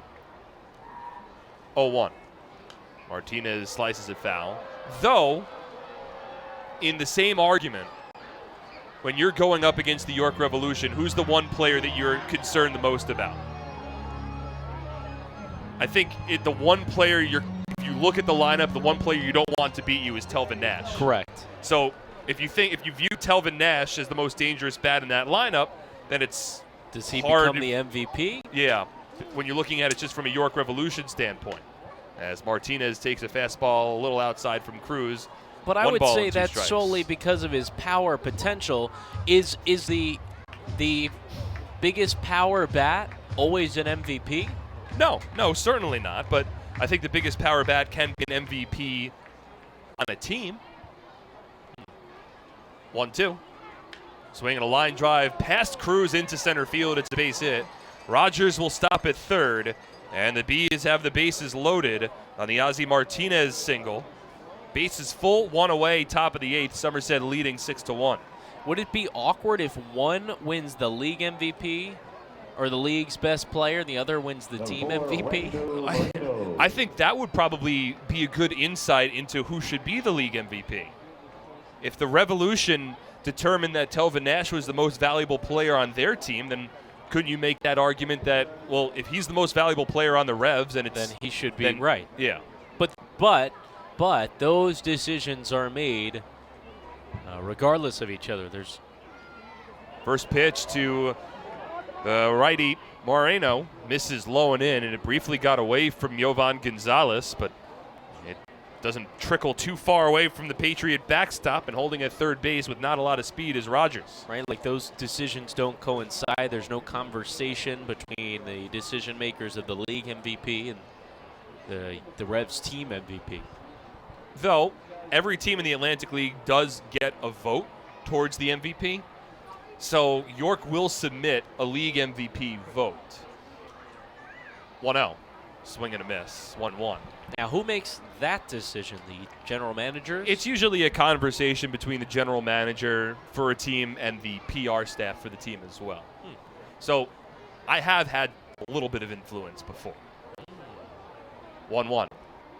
Moreno takes a called strike. Delayed call from Calvin Baker. 1 ball and 2 strikes. The bases are loaded. There's one away. We're in the top of the 8th inning. The Patriots are leading 6-1. This is good an opportunity as any for the Bees to get back into it. 1-2. Swing and a cute shot off the end of the bat towards second. It's gloved by Massey, his only plays to first, where he'll complete the 4-3 putout. Jason Rogers scores from third. An RBI ground out from Rando Moreno, and it's now a 6-2 Patriot lead. Smart play by Craig Massey, knowing the situation, knowing the time in this ball game. It's the 8th, and your team is up 5 runs. You can give up that run. You got to get out still. Number 2, Zach. So the Patriots now lead 6-2. That's the 39th run batted in of the season for Moreno. Rogers in from third. Advancing to third base on the play was Galvez. Over to second goes Martinez. And now Zach Collier, the number 9 batter in the order for the Bees, he steps in, where a base hit could make this a 2-run ball game. First pitch from Cruz. Fastball and lefty-lefty matchup, and it's a delayed strike, 0-1. So we seem to be in agreement, I think, that the league MVP comes down to Telvin Nash and Isaias Tejeda. Yep. So the conversation then pivots towards the pitcher of the year in the Atlantic League. 0-1. That called a strike on the outer half, 0-2, and that is where a potential Patriot could sneak into the conversation. Yeah, there are a lot of options. Darrell Thompson has been a big name. Mitch Atkins, Liam O'Sullivan. I would go Joe about Van for Meter. Him. Yep. 0-2 on the way. Sliced foul. The tough thing with pitchers is that this league loses so many pitchers to contracts getting purchased. Look at David Kubiak. He was on Thomas a fast track as well. Yep, Kubiak was on the fast track for being the league's. I mean, he was the pitcher of the year at the time his contract was purchased. No doubt, no question. I mean, he not only did he win the pitcher of the month in May, but he was very much so in the conversation for June. 0-2. Slice towards third. Backpedaling is Paredes. He makes the catch, and the inning is over. So the Bees get a run back in the top of the 8th inning. It's on 2 hits, no errors, and 2 runners are left on base. 6-2 Somerset leads. We move to the last of the 8th on SPN.TV, 1450 WCTC and WCTCAM.com. At Flemington Car and Truck Country, we've been satisfying customers for over 40 years, providing selection. With 16 manufacturer brands plus over 500 available certified pre-owned vehicles. Convenience. With all our dealerships located on Route 202 and 31 in Flemington. And satisfaction. With positive reviews praising our business model every day. We'll never take our customers for granted. Flemington Car and Truck Country. Every day, we're here for... Presenting the lowest car prices you've ever seen. Wow pricing. Only on Fullerton.com. It'll blow you away. If you want the best deals on all new cars and trucks, don't miss Fullerton's absolutely enormous spring clearance event. Get the lowest prices on our entire new inventory all month long. This month only at Fullerton.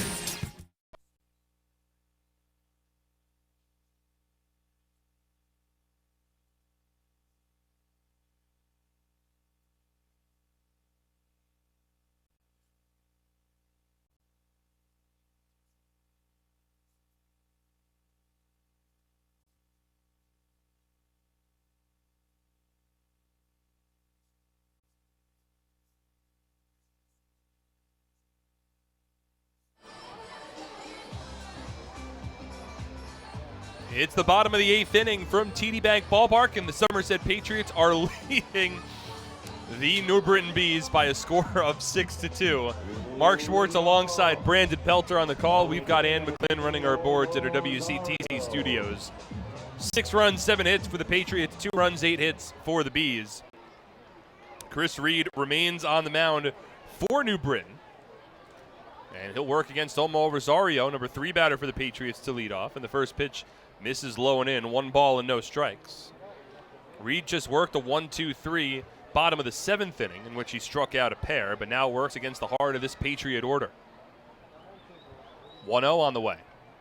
Swing and a line drive, softly hit out to right field, and it drops over the first baseman Rogers. A base hit for Omar Rosario, his 2nd hit of the ball game, and a leadoff base runner in the 8th.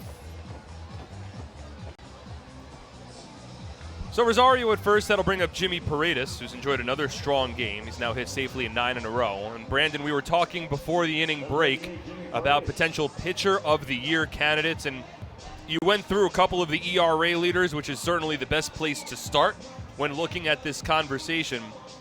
But there are some good options. And look, even Darryl Thompson, who I think we both agree has to be a part of that conversation, he's 5th in the league in ERA at a 3.13. As Reed comes set, first pitch to Paredes, a switch hitter batting right-handed. On the inside part of the plate, called a strike, 0-1. How about a guy like Buddy Bauman?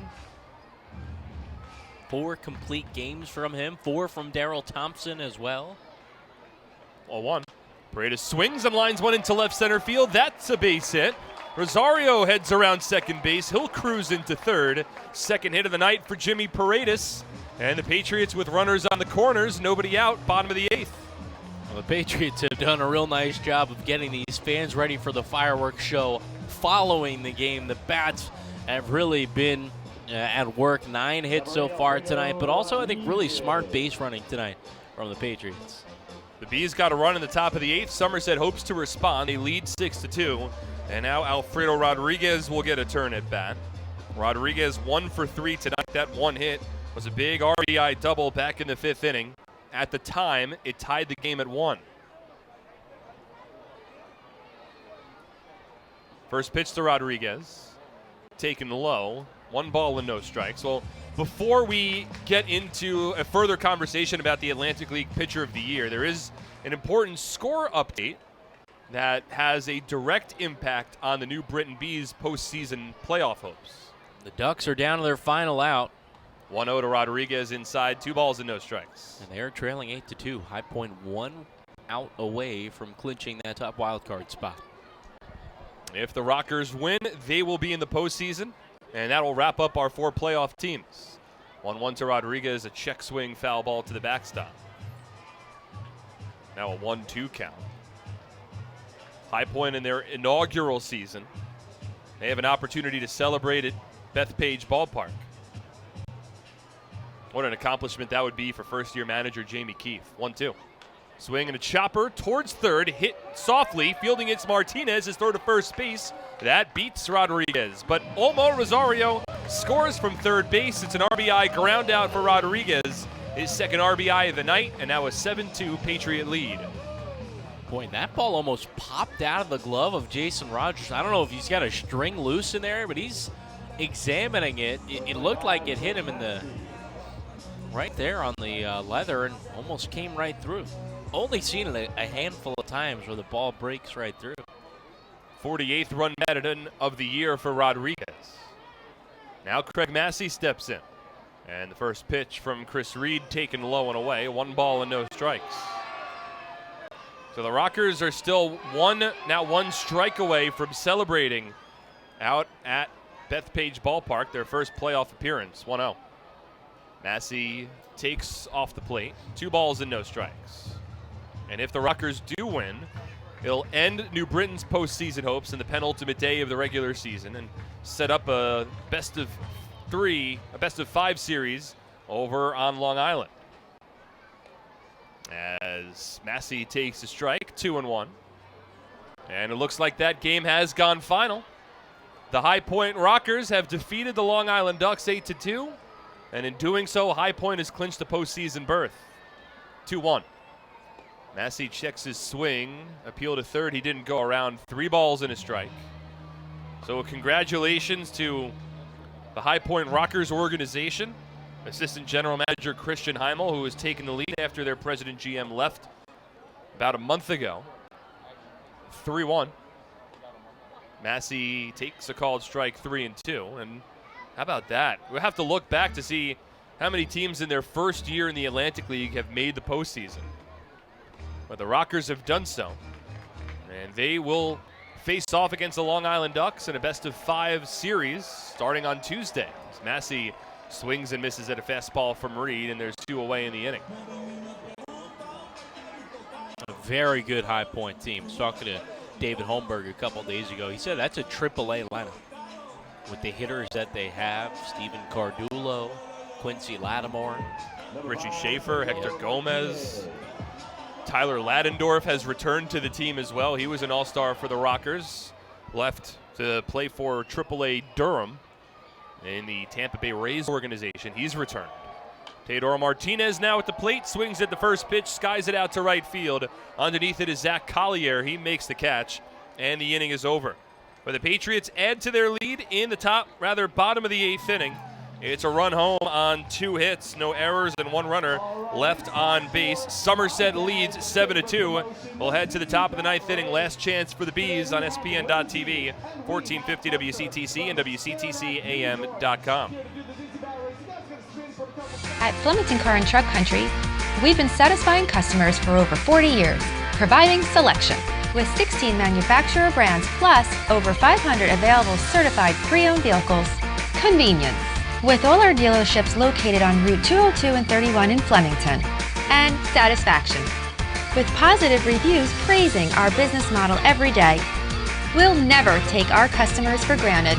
Flemington Car and Truck Country. Every day, we're here for... Happy with this year's tax refund? Probably not. Well, Flemington Department Store can't change the tax law, but can make things less taxing by crediting you double the sales tax on most top-quality brand sofas, chairs, recliners, bedroom and dining room sets, proudly showcased in Central Jersey's largest showroom. That's right, Flemington is paying your sales tax plus giving you a matching credit when you buy furniture, plus free delivery. The double sales tax credit event is going on now, only at Flemington Department Store.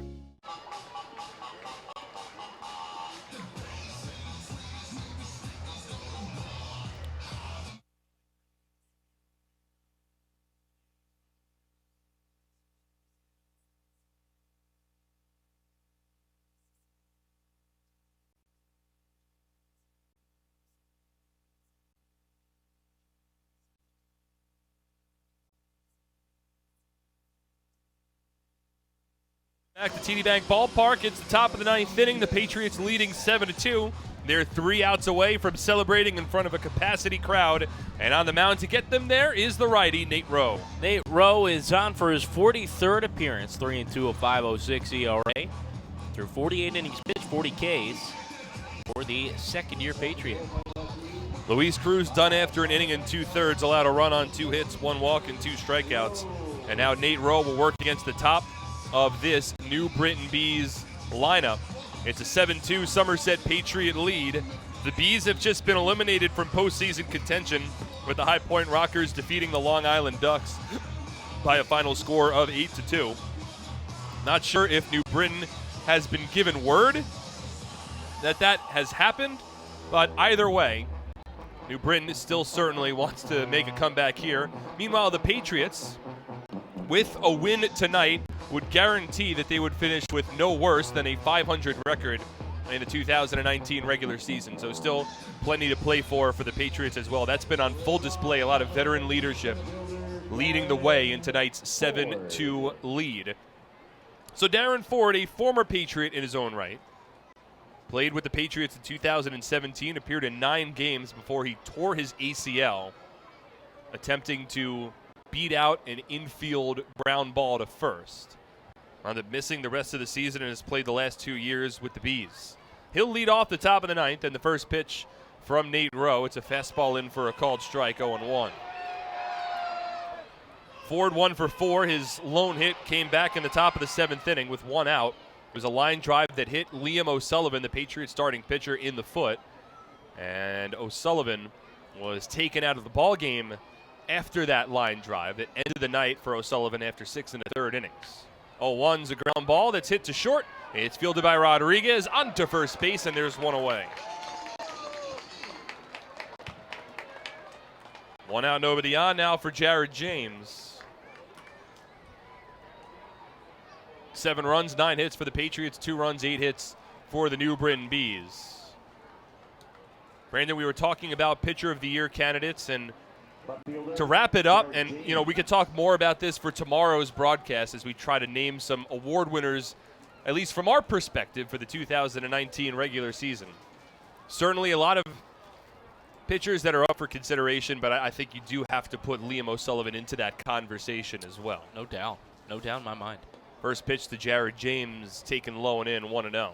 I think another thing that's not necessarily going to be factored into that decision, but Liam's also a great guy. He really is. I think he's good for the clubhouse. He's always got a positive mindset, positive attitude. 1-0. James takes a called strike, 1-1. I think a perfect example before the game today, there was a Little League team that was out taking a picture in right field. Now, when you think of a starting pitcher getting ready for a contest, you're thinking locked in laser focus, and no doubt about that for Liam, but he took 2 minutes to stop his warm-up and have a little conversation with the kids. 1-1. James takes up and in. 2 balls and a strike. Told him, "You're awesome, man," and he said, "I'm a man of the people." It backs up the way that he's played all season long. Not only a great guy, but he's got the numbers to back it up as well. He'll finish with a sub-3 ERA. He is in line for the win tonight for the Patriots. It would be his 7th win of the season. 2-1. Breaking ball. Finds the strike zone, 2-2. And look, it's a situation for O'Sullivan. I brought this up a couple of starts ago, but it's almost had a bit of an Atlantic League Jacob deGrom feel to it, in the sense that he's been keeping his team in ball games for the entirety of the second half, but he hasn't had many wins to show for it. 2-2. Fastball that's taken low and in. 3 balls and 2 strikes. The Patriots won in his last start. It was a needed win against the High Point Rockers on September 14th. But, over this impressive stretch dating all the way back to July 18th, if the Patriots win tonight, that'll be only the 4th win for Somerset over this stretch of 13 quality starts in his last 14 outings. 3-2. Breaking ball, and it misses inside to James, ball 4. Rowe with that patented slurve pitch. It came a little inside to the Bees' left-handed hitter.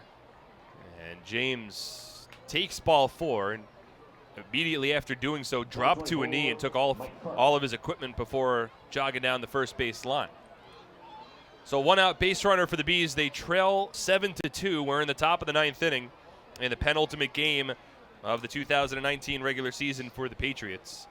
In case you're wondering what's going to happen with that postponed doubleheader between the Patriots and the Sugarland Skeeters. As the first pitch from Rowe, a broken back ground ball to short. It could be 2. Rodriguez to Massey, throw to first base, and a stretch from Francoso, and the ball game is over. Francoso stretched out at first base to keep his foot on the bag, and the Somerset Patriots, in front of a sold-out crowd of over 7,400 fans, have won tonight's ball game 7-2. I think a huge testament to this team coming back and winning that ball game after being eliminated from playoff contention last night. So Somerset wins this one. They celebrate along the infield. We will be joined on the Flemington Department Store postgame show by second-year Patriots player coach Mike Francoso. All of that and more coming your way next on SPN.TV, 1450 WCTC and WCTCAM.com.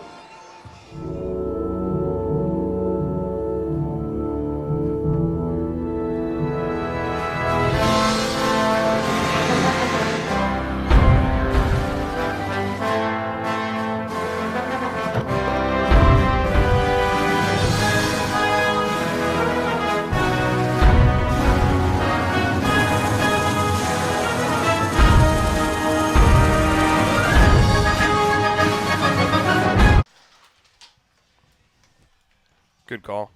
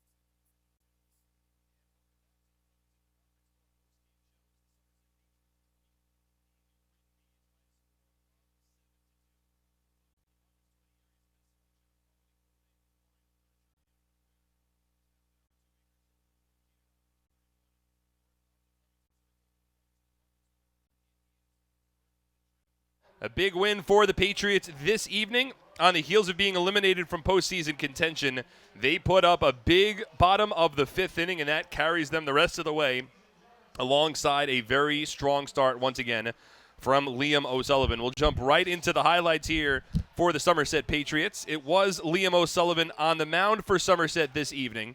He was working against righty Devin Burke for the New Britain Bees.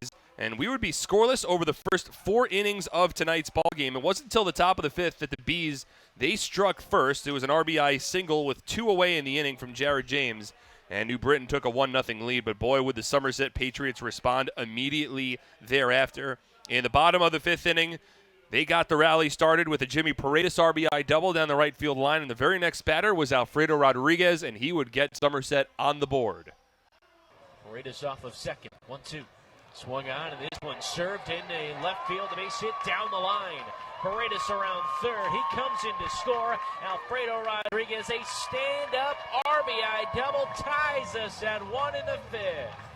So the Patriots tie it up on the Rodriguez double. A couple of batters later, a couple of flyouts. There was 2 away in the inning, and it was still a 1-1 ball game, but Somerset would put together quite the 2-out rally, and it started to give them the lead with Mike Francoso.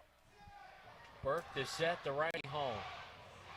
Swing and a chopper right side. Backhanded. Galvez misses it on the backhand try. Rodriguez around third. He scores 2-1. Good camera Mike Francoso backs in a run. So Mike Francoso gives Somerset the lead. Again, Francoso playing in his first game since August 2nd. Patriots were leading 2-1 at that point. Yovan Gonzalez followed up with a double to right center field to put runners at second and third, and the longest tenured Patriot, Scott Kelly, would add to the Patriots' lead. 3-1. Swung on, a liner over the ranging glove of Moreno. 1 run will score. Gonzalez around third. He scores as well, and Kelly is over to second. He bats in a pair. 4-1. The veterans getting the job done in the 5th. Somerset's ahead. Those runs coming with 2 away in the inning. It chased Devin Burke from the ballgame for the Bees, who tossed 4 hitless innings to begin the night, but ran into trouble in the 5th. He exited. Brandon Fry came in. The Patriots were leading 4-1. It was Will Kenger, the first batter to face Fry, and Somerset would add to their lead. Next pitch, Kenger, a slow grounder over to first, backhanded by Rogers. The throw over to first, and Kenger is safe. Kelly around third, he'll score. Kenger chugging hard off the slow grounder. He beats Fry over to the bag, and Scott Kelly, the heads-up play, scores. So the Patriots at that point, after the Kenger RBI infield single, they were leading 5-1. Olmo Rosario would have a base hit afterwards, but runners at second and third, first and third, and they were still 2 away. Jimmy Paredes was at the plate, but then Somerset would add another run on a wild pitch. 0-2. Bounces to the dirt. That's off the chest protector of Moore and up the first base side. Kenger will score 6-1. The Patriots in front, the 6th run of this 5th frame. Overall, it was a 6-run inning for the Patriots, 1 shy of a season high. 5 of those 6 runs scoring with 2 out in the inning. The Patriots took a 6-1 lead. That was all the offense they would need. Liam O'Sullivan was impressive once again. He went 6 1/3 innings, allowing 1 run on 6 hits, 3 walks, and 3 strikeouts. So the Patriots carried a 6-1 lead into the 8th inning. Luis Cruz was on the mound for Somerset.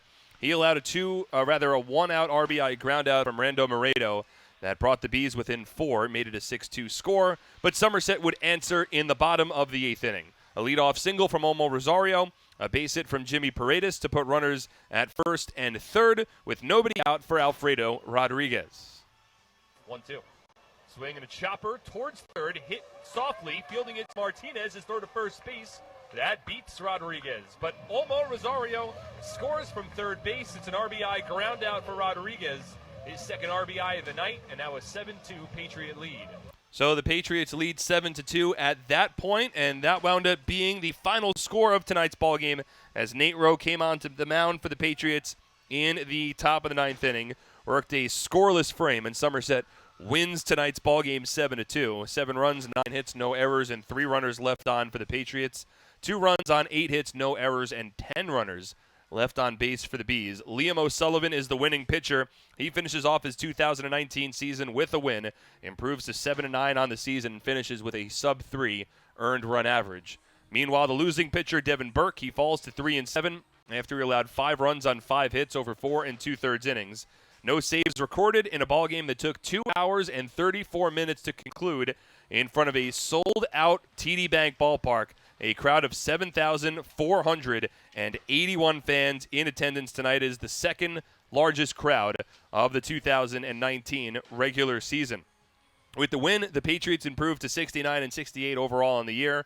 With the loss, the New Britain Bees fall to 71 and 68. And, of course, in the out-of-town scoreboard, the High Point Rockers, they defeated the Long Island Ducks earlier today 8-2. So the Rockers, with that win, clinched the playoff spot, the final wild card spot, and eliminated the New Britain Bees from postseason contention. But right now, we have the pleasure of being joined here on the Flemington Department Store postgame show by one of the stars of tonight's ballgame, second-year Patriot player coach Mike Francoso. And, Mike, I appreciate you coming up here. A lot that I wanted to go over with you, and I know you want to celebrate with the guys downstairs, but first, I want to go back to your at-bat, your second at-bat of the ballgame. It came in the bottom of the 5th inning. The game was tied. The last time I think I talked to you, you were coming off of about a month not playing, and you said you had a loose mentality. You went 4 for 5 with 3 RBI. Was that the same case for you this evening? Yeah. I was. Brett even asked me. He's like, "You nervous? Yeah. What are you feeling?" I said, "Honestly, no. I thought it was gonna be tough, but last time I came back, it was, I was seeing the ball well, and I didn't have expectations, and I just kind of relaxed up there, and it was the same today. And I'm glad I could get in there for another game. So you had the RBI single in the fifth, wound up giving the Patriots a 2-1 lead at that point. You finished the night 1 for 2 with a walk. You also had a tremendous defensive play to finish off the ball game, and I saw you sort of rising to your feet. A little bit of help from Frankie really at first. What was that play like for you? It's funny the way that ended. I couldn't do anything but help but smile on that. To put my body in that situation, I can't move too well. So to be able to end it on that, where I have to kind of stretch and my body doesn't, torque that way, it was pretty funny. I'm just glad that I could make the play and get a win with the guys. So, a couple of things I did want to touch upon. First, we'll talk about the team, and then we'll finish with you.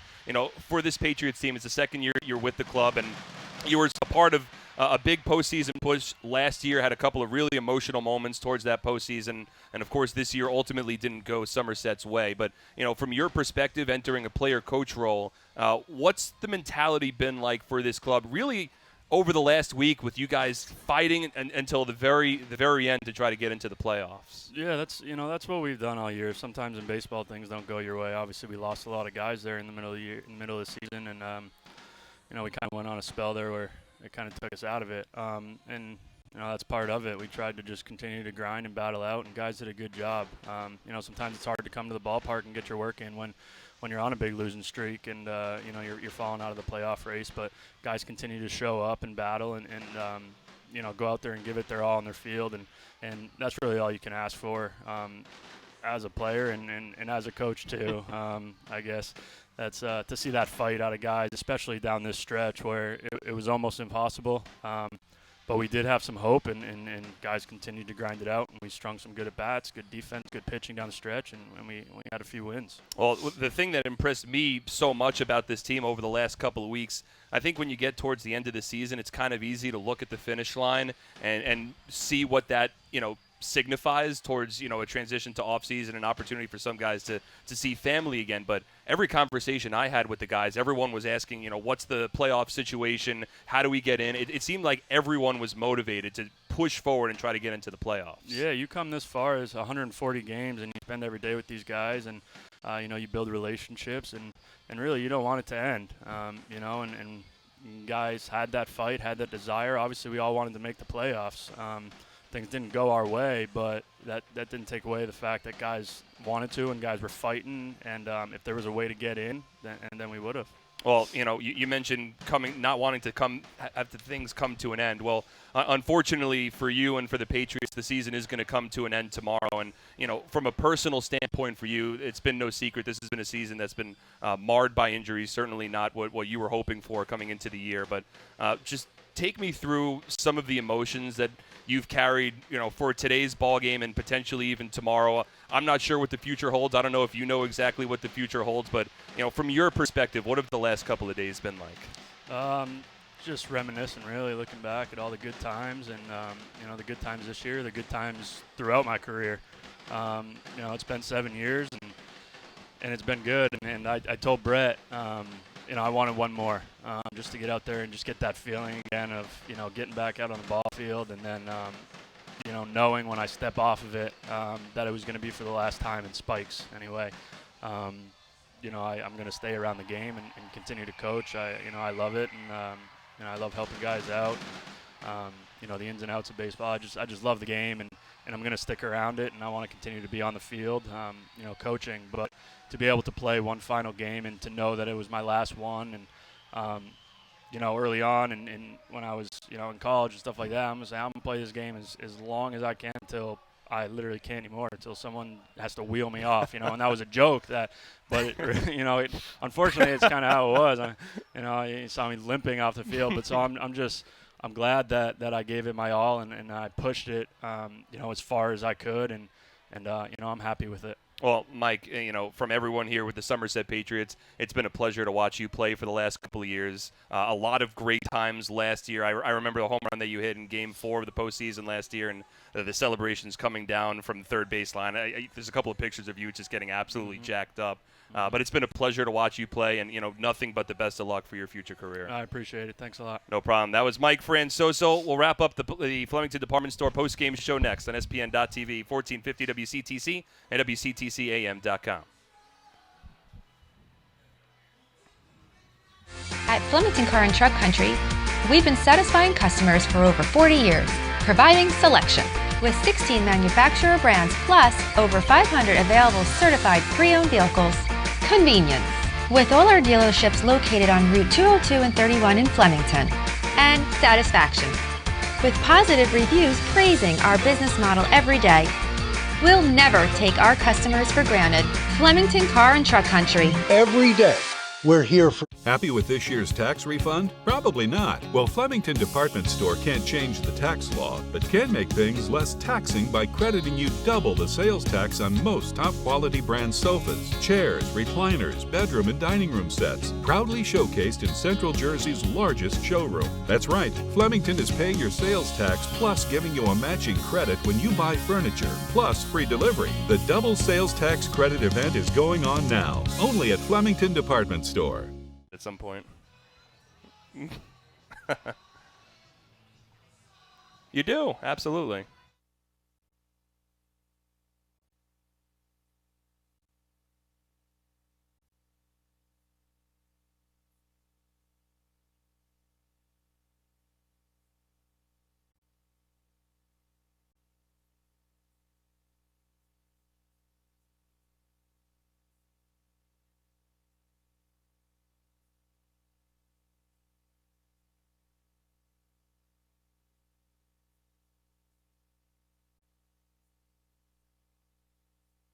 And for an unmatched customer experience. The Flemington Car and Truck Country family of brands. Winners of the coveted Dealer Rater Consumer Satisfaction Award based on your positive customer reviews. With 8 locations on Route 202 and 31 in Flemington, New Jersey. For more information, call 1-800-FLEMINGTON or see all they have to offer by visiting their website at Flemington.com. Flemington Car and Truck Country. Family. Independent. Not corporate. And welcome back to the Flemington Department Store postgame show for the final time tonight as the Somerset Patriots, they defeat the New Britain Bees by a final score of 7-2. A big thank you to Mike Francoso, who just joined us here in the Flemington Department Store postgame show, and you could tell by the way that Francoso is phrasing some of his words. I'll let him make any official announcement towards the future of his career, but certainly seemed as though this game was very meaningful towards him and towards the rest of his playing days and eventually what I will imagine, considering who Francoso is and the kind of player that he is, a seamless transition into coaching. But for tonight's ball game, it's a 7-2 Patriots win. Again, Liam O'Sullivan is the winning pitcher, improves to 7-9. Devin Burke takes the loss. The Patriots improved to 69-68 overall on the season. They have clinched at least a 500 record for the 2019 regular season. Meanwhile, the Bees have fallen to 71-68, and they fall 1 day shy of qualifying for an Atlantic League postseason appearance because, as we check out the out-of-town scoreboard, the High Point Rockers defeat the Long Island Ducks 8-2. High Point has clinched a wild card spot, and they will face against the Ducks in the first round of the 2019 Liberty Division Championship Series. Other scores from around the league, the Sugar Land Skeeters rally late, and they defeat the Southern Maryland Blue Crabs 3-2 down in Texas. Meanwhile, the York Revolution and the Lancaster Barnstormers are in the bottom of the ninth inning over in York, and the Barnstormers are leading that ball game 8-2. So that'll pretty much do it for us here. Our next and final broadcast, and it is truly amazing that we have already gotten to this point, but our next and final broadcast of the 2019 season will take place tomorrow afternoon. It'll be a 1:05 p.m. first pitch here at TD Bank Ballpark as the Patriots wrap up their 2019 campaign. Our coverage on SPN.TV as well as 1450 WCTC will begin at 1 p.m. Eastern Time. A couple of thank yous to send out before we sign off for tonight's broadcast. As always, a huge thank you to Ann McGlynn. She has been running our boards for our WCTC broadcast over at our studios in Somerset. So a big thank you to Ann. And I know I might not be working with you the rest of the season, so a big thank you for all of your help all throughout the year. It's been a pleasure working with you in 2019. Also a big thank you to Mike Francoso, who joined us on the Flemington Department Store postgame show after a very strong comeback onto the field for what could be his final game as a Patriot this evening. And, of course, a thank you to my co-host for tonight's broadcast, Brandon Pelter. But that'll do it for us from TD Bank Ballpark. Once again, your final score, it's the Patriots defeating the New Britain Bees 7-2. For everyone involved with the broadcast, again, my name is Mark Schwartz. Thank you so much for tuning in tonight. I very much appreciate it. Have a pleasant rest of your Saturday evening, everybody. Good night.